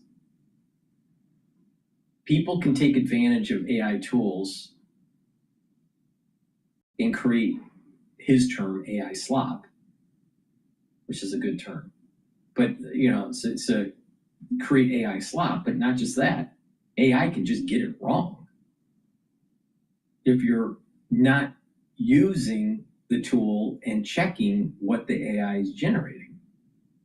You can see this in Grok or even ChatGPT, where the information that you're provided is actually wrong, all right? So if you don't know any better, if you can't check the work, if you don't have discernment, if you don't have a base understanding of the knowledge that you're searching on some sort of AI tool, then you could be misguided.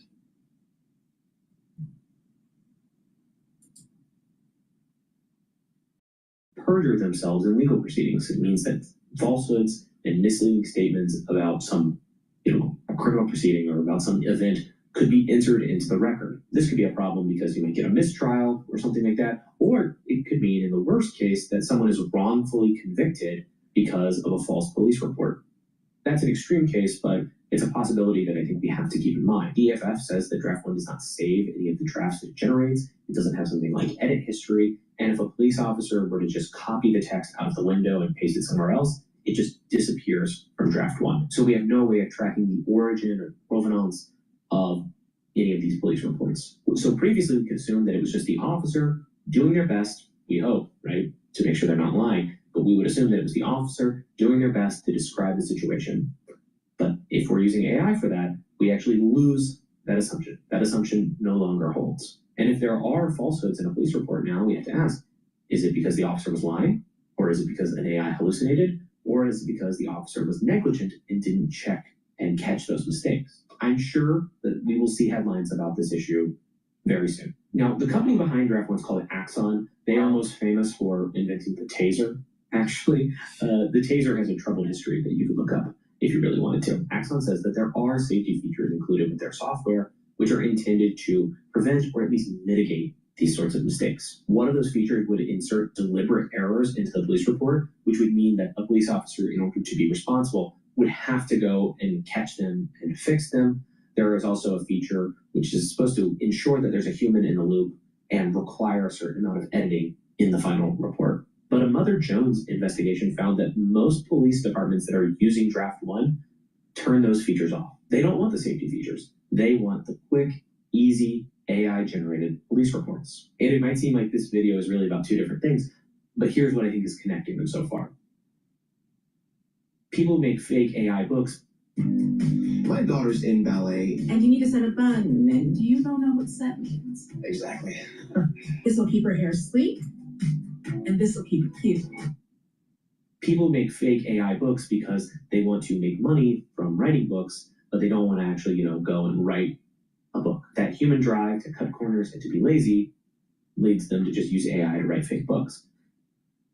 Police officers probably do not enjoy writing police reports, so they use AI to generate the reports for them. They cut corners because human beings have this tendency to be lazy. By the way, Axon also has a feature which would add a header to a document, just saying that AI had been used in the process of generating the report. That's another feature, though, that can be turned off. And again, most departments that are using this software, they turn that off. It's actually very difficult to know how many police reports are being written with AI now because we don't have good data and we don't have any kind of mandated transparency, except in Utah. Utah has passed a law saying that police departments actually have to be transparent about their use of AI in police reports. Other states like California are considering that kind of legislation, but right now, The thing is that the legislation should be to stop it. To stop the use of AI. If the officer needs to write the damn report, you know, you're getting paid, write the damn report. This is crazy. This is crazy. This society is so fucked up. Leader in AI transparency for police reports is Utah. So I say good job to the Utahns, I think it's what they call themselves. Good job to the Utahns. There's a chance that anyone who's watching this video has either already had encounters with the police or will at least one time in their life have some kind of encounter with the police, that they get pulled over for a speeding ticket or they get arrested for disorderly conduct or, you know, something much worse. And so I think there's a reason for absolutely everybody to care about this flood of AI writing that is being used to generate these police reports. We should demand, actually, that human beings write those reports so that we can properly hold people accountable if there are mistakes in them. We also should demand, I think, that lawyers who are handling these legal cases also write their legal briefs themselves. But there have been numerous stories. You can find them on YouTube. You can find them in the newspaper. I'll include a few links here in case you're interested, of lawyers using AI to write their legal briefs. And as a result, they have submitted arguments to judges. So they have gone to court and submitted arguments that relied on fake cases that were really just AI hallucinations. What happens if you build precedent? What happens if those aren't caught and you build precedent based on an AI hallucination? I have no idea what that means. And that's a much more serious problem than a couple of fake books being sold on Amazon. But again, I think it's all deep down related. This is not a complete anti-AI video. This is not about whether or not AI can be creative or ever be conscious, or whether or not even these systems really are AI. I kind of don't care about that right now. What I'm saying is that people are already using AI in irresponsible ways, in ways that could actually hurt you or people you know. They can hurt you because they defraud you out of some money, and so you lose $15, or because some huge part of your life now gets taken up dealing with AI-generated problems in the legal system. I always like to end my videos by talking about something positive. You know, here's what we can do about it. Here is the upside. Here is the chance for opportunity and reflection or something. But really, in this video, I'd say I don't know what we possibly do. If we could come up with some general solution for laziness, basically make it so that people don't want to be lazy about things that matter, maybe that would work, but, you know, good luck. Society has some big problems when it comes to the future of technology. And we are not wise enough to deal with it. Not at all.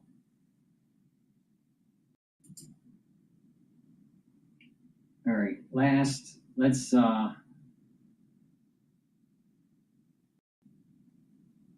a look at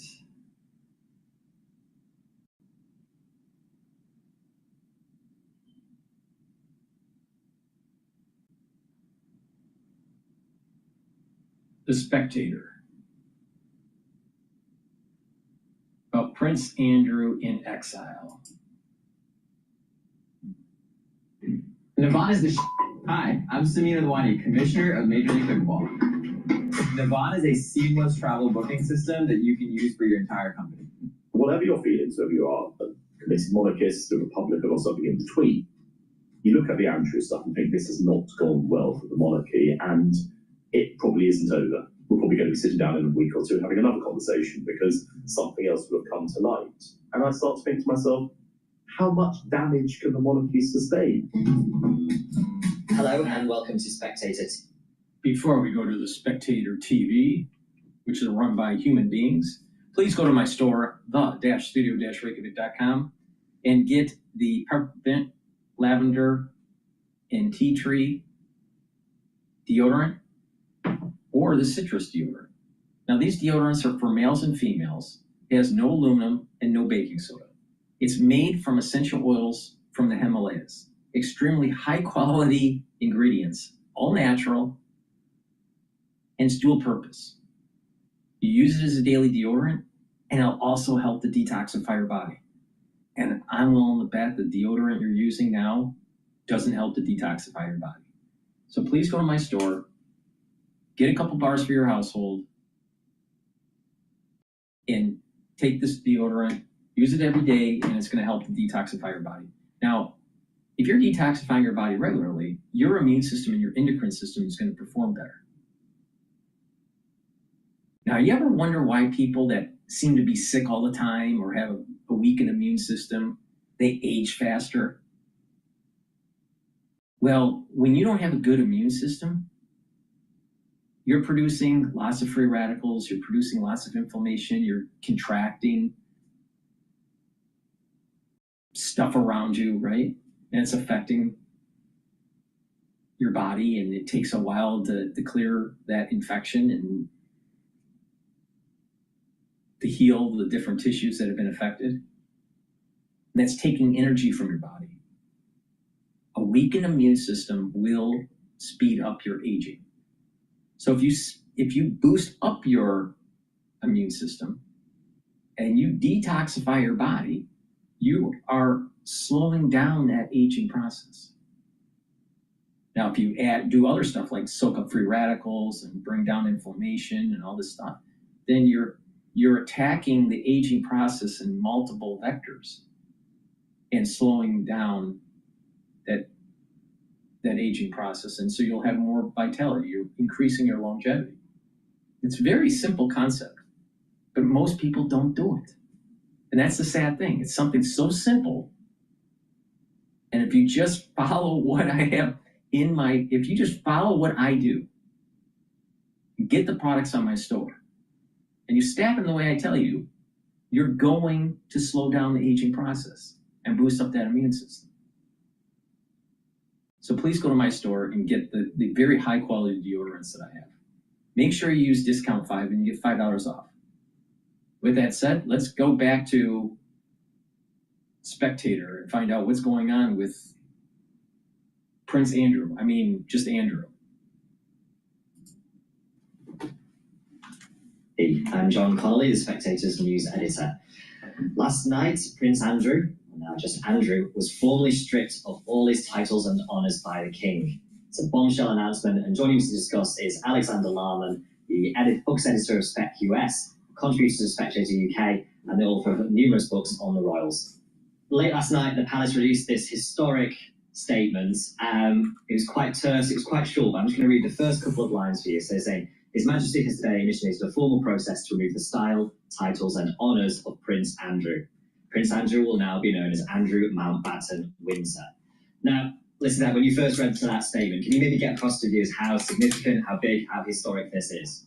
Well, I think it's fair to say that it's been a very tumultuous year. It's been a very tumultuous half decade for the royal family, and this might be the most significant development yet, because the royal family is known as a firm for a reason. It's essentially a very close-knit organisation that specialises in making sure that its members are protected. And for a member, an integral member, such as Prince Andrew, to essentially be thrown to the wolves like this is an extraordinary development, because ultimately the royal family are now saying, we do not believe what he has said, we no longer believe that he's been telling the truth, and therefore we are going to cast him out. Because every single time before now, he's been cast out, there's been some layer of which he hasn't quite penetrated. So in 2019, after the disastrous Newsnight interview, he gave up his royal patronages. In 2021, after the Queen paid off his hush money to Virginia Giuffre, he was stripped of more things. And then recently, he agreed to give up his title of Duke of York, and he agreed to give up his Order of the Garter. None of this has been quite enough. And we can now see that the final solution has been very simply to stop him being a prince. In fact, he's now going to be known as Mr. Andrew Mountbatten Windsor, or Andy Windsor to his friends. It's enormously significant as a development, because what this means is that essentially he is no longer a member of the royal family. He is by birth, and that's about it. And so it's been said he's going to live in this presumably quite modest accommodation on the Sandringham estate. And it's interesting, because just a couple of days ago, a big story, which I actually wrote about the Spectator, was that he was negotiating where he was going to live next, whether he was going to go off into Frogmore Cottage where Harry and Meghan used to live, and if he would leave Royal Lodge. And now that has been very much taken from him, and it's not his decision anymore. How big a blow do you think this is to Andrew personally? Do you think he sees this as a humiliation now? I don't feel sorry for Andrew per se, but I would I'd hate to be him this morning. I mean, imagine, despite your money, despite your more protection your formerly royal status offers you, he's the most hated man in the country at the moment. And the headlines are absolutely devastating. I mean, The Sun went with Andrew, formerly known as Prince, which is quite a nice line. And I think when I first heard the news yesterday, which was around 3:00 p.m. New York time, immediately I thought that he needs to be on suicide watch, because I would not be surprised that as things start to devolve in his life, that he will commit suicide.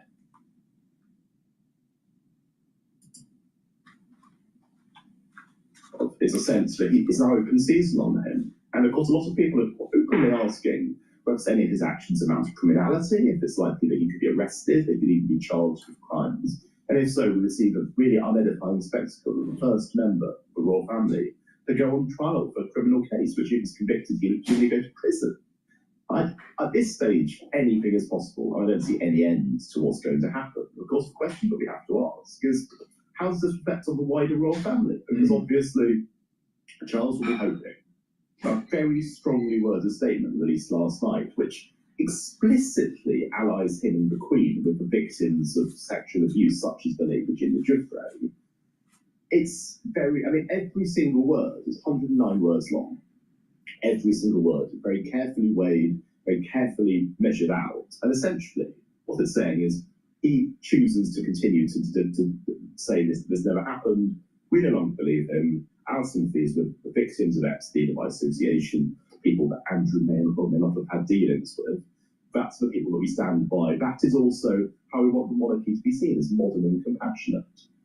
I don't know if that's enough. I don't know if this has come too late, because I feel that this should have happened in 2019. It should have happened 6 years ago, after that Newsnight interview, where it's obvious Andrew was lying, that he was not being, actually say, forthright about what's actually happened. You have to say now, well, what's next? Is this enough for the royal family? I don't. I think that's a very interesting point to make. And when you were talking there, you think, yeah, 2019 was that Newsnight interview. It seems seems an age away, but really, I mean, there's been a lot of DrPaulCottrell stories. There's been Virginia Giuffre's memoir. There's been about peppercorn rent at Royal Lodge, but in reality, not that much has changed. I mean, has it really? Like, we've known for a long time that Andrew's had an inappropriate relationship with Jeffrey Epstein. Yeah, I suppose if there is a backlash, do you think it's because the palace didn't act soon enough, basically? Well, I think the questions we have to ask at the moment are the royal family and their addiction to secrecy. Because, I mean, what we've noticed is that the royal family have never been very forthcoming about anything to do with financial affairs, and that's why, when it was revealed he never paid any rent on Royal Lodge, lots of people will be thinking, why didn't he pay any rent on Royal Lodge?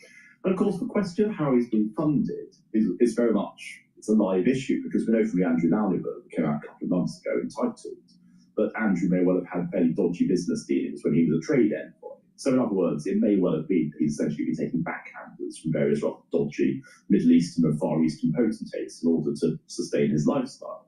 This may or may not be true, but what is certainly true is that Andrew, who has repeatedly been described as the late Queen's favourite child, which must make the other children feel a bit sad, because they're not the ones going around, having an inappropriate relationship with teenage girls. But the point is that Andrew now is, I can't see any way back into any kind of public life for him. I can't see if he would want to get back into any kind of public life, because I said this actually when I was on the show last time. If you put Andrew on Windsor High Street, he gets torn to pieces. It's a really scary thought that actually he's not safe. I mean, that's the thing. There are going to be people out there who have seen this level of coverage of him. And I mean, most people think of it as, I mean, let's be absolutely honest. Most people think that Prince Andrew is a paedophile and a sex offender. They think he should be in jail. And that is something which, unless he was to be found not guilty in a court of law. And these are allegations he denies, we should say as well. Of course. He denies all allegations against him. It's important to stress these things. But most people don't believe. That he's been caught lying over and over and over again makes it harder and harder and harder for him to deny these things. So the question is, what happens next? I mean, does he have any way back? No, I don't think so. I mean, the question is also, are his daughters going to be affected by all this? Because the question remains, did they have dealings with Epstein themselves? Did they take the Epstein dollar? And I think that is the next story is waiting to emerge, because Andrew is now going to be sent into what the royal family hope is going to be obscurity in a small house in Sandringham somewhere. If I was Andrew, I'd leave the country, I'd go to the Middle East or somewhere like that. I'd basically tap up one of the people who gave me money in the first place and said, look, it's in a bind, you might have seen the papers lately, can I have somewhere to stay? Because in the Middle East, he's beyond jurisdiction, he's not going to be, he could still live a life like he's accustomed to out there, whereas in this country, it's not going to be any kind of life whatsoever. He's going to be skulking in a corner of the Sandringham estate at his brother's largesse as well. And of course, I don't think there's any love lost between Charles and Andrew anymore, with a nephew who hates him, who's made it very clear that when he becomes king, Andrew will be evicted from that as well. No, if I was Andrew, I'd leave the country. I mean, I would just literally, because look, the Duke of Windsor had to leave the country for being a Nazi sympathiser, and I mean, that's quite bad. But let's not, play that one down. But on the other hand, I'm not going to say this is worse what Andrew's done. So in fact, we have to take the attitude that we're better off without him, and he's better off leaving the country. Does feel very medieval, doesn't it? Sending a prince in exile abroad, but I don't think anyone's calling for him to come back across the water at any point. I think it's fair to say. Well, I'm absolutely sure William would love to put him in the Tower of London. I mean, he could have, quarters there. He could look at the ravens, play the beef eaters all day. It'd be lovely life. One thing that has been mentioned, Alex, is the fact that despite losing all his titles, it seems that Andrew will remain 8th in line to the throne. Do you think there's obviously, it's very, very incredibly unlikely that he would ever become king because of that. But do you think there is a sort of tension here for the palace, which is that, yes, we're saying he's a horrible man, he's been exiled, he's been cut of his titles, but still, he is in line to the throne there. And do you think that can last? Well, I didn't think he'd be stripped of his princedom without an act of parliament. And clearly he has just been stripped of his princedom, and there didn't need to be a big political debate about it. So, no, I mean, I can't see that lasting much longer, because ultimately, just because you happen to be 8th in line to the throne, because you happen to be born the second son of the late Queen, that can be removed from you quite easily, I would have thought. I mean, everything else has been removed. Why shouldn't this be? But you start to think to yourself, well, what's the point of any of it? If you can just take all this stuff away from people, why? Because I think the whole thing about the royal family, to a large extent, is it is a kind of make-believe that we're all complicit in, but we have to believe in the pageantry. It's like a classic line from Lord Bypass, isn't it? You cannot let sunlight in upon the institution of the monarchy. You cannot bring it to too much exposure, because as soon as you do that, you've got a situation where the whole thing begins to collapse. And of course, so much of the success of the royal family depends on this relationship between the monarchy, who essentially rule by consent, and the people, as represented by Parliament, who allow them to rule. Because obviously that's the whole basis on which Charles II came back for restoration of the monarchy in 1660. That was the understanding. There would never again be a situation as happened with his father, where essentially the monarchy was a kind of tyranny, where there was no check or balance on the power of the individual monarch. And what we are now seeing is that I don't think there's an appetite for republicanism in this country. I don't think that, Graham Smith and his Republic movement, they don't have a huge amount of support. But I've often thought, well, what if somebody who is not just a rabble-rouser, somebody who is a popular figure who could actually come forward and say, I think we need a republic. I mean, look at the New Statesman this week. They've got a big lead article saying we should scrap the monarchy. And you think to yourself, well, maybe the time has come to having serious conversations about what monarchy should be, because certainly when William becomes king, he'll want a very different kind of monarchy and a very streamlined kind of monarchy. But we don't place his uncle in it. But will there be any place for anyone else? Because, I mean, for instance, I find it hilarious there's this attempt to make Prince Edward happen. And you think to yourself, who cares about Prince Edward? No one's ever going to care about Prince Edward. But the fact is, there's not many people left in the monarchy. And actually, one thing I'm going to say, which might surprise regular readers or regular viewers, this is all putting the Harry and Meghan stuff in great perspective. Because you might not like Harry and Meghan, you might think they're a pair of unscrupulous grifters who have been using their royal titles in order to make money. I think that's all true. But nothing they have done comes remotely close to this. And I think that's a real distinction we have to make, because I see people saying that Harry should be stripped of his titles. I'm thinking, but why? I mean, that's the thing. You might not like the man. You might think he's unscrupulous. You might think his wife is to be discussed. But nothing they have done, to me, comes remotely close to anything that Andrew's been accused of. I think that's the important distinction to make. Yes, and I think as well, once you've had the distance of a few years with sort of the height of the Harry and Meghan controversy and then moving to America and so on, and you think, what kind of damage do they do to the monarchy? I mean, it does seem to pale into insignificance compared to the Andrew story, which is right at the heart of the monarchy and is still sort of carrying on. Yes, I mean, it's interesting because Harry and Meghan, obviously, they exiled themselves voluntarily. They, obviously, Harry in his memoir Spare, there's some very disobliging comments about his family, about the institution of the monarchy. And we can debate how right that is and how dictated by sour grapes, but of course, bear in mind, Harry decided, right or wrongly, that he'd be better off in California, away from the royal family, with his family. Fair enough. Andrew has not done anything like that. He hasn't shown any sense of remorse. He hasn't shown any sense whatsoever of any of this being done voluntarily. I mean, even that ridiculous statement he was put out last week about, because he's so honourable, he's going to stop using the Duke of York title and stop being a distraction. You just think, who on earth is crafting this stuff? Because clearly he doesn't have a good private secretary. Clearly he doesn't have anyone around him. I mean, there were rumours that his daughters were helping him with PR stuff. You think, well, he's getting new daughters, if that's what you're going to be doing in terms of PR. Because ultimately, it's not gone well for him. And I think that there's no way it can come back. I just can't see any potential way that Andrew is going to be at the heart of the royal family again. I mean, he's never really been at the heart of the royal family. But I mean, just, not very long ago, we had that bizarre vision of him leading the way in a royal family event. You're saying people should have gathered a long time ago how toxic he is and how damaging to the institution of the monarchy. And the fact is that with Andrew gone, the monarchy can regroup. Now, I don't know what the future holds for it, because I think that if I was a Republican right now, I'd be out there on social media doing big posters on the street with just pictures of Andrew and saying, this is what your money has been paying for. Taxpayers' money has been subsidising a man who's been accused of terrible crimes, and then his family have been complicit in covering it up and allowing him to get away with it. Well, that has to stop. And I think that whatever your feelings, whether you are a committed monarchist, a Republican, or something in between, you look at the Andrew stuff and think this has not gone well for the monarchy, and it probably isn't over. We're probably going to be sitting down in a week or two having another conversation because something else will have come to light. And I start to think to myself, how much damage can the monarchy sustain? How much more can there be to go? And the question is an infinite amount, because there's going to be a lot more Jeffrey Epstein emails lurking somewhere, aren't there? Brilliant. Thank you very much, Alex. My pleasure.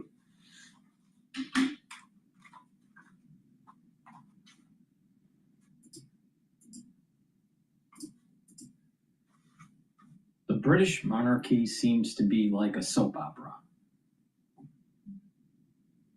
Thank you for listening. This is the end of my transmission. Please go to my store, the-studio-reykjavik.com. Pay attention to the health protocol that I have to help slow down the aging process. This is what I have been doing for a very long time. So if you just pay attention and follow my advice, you're going to see some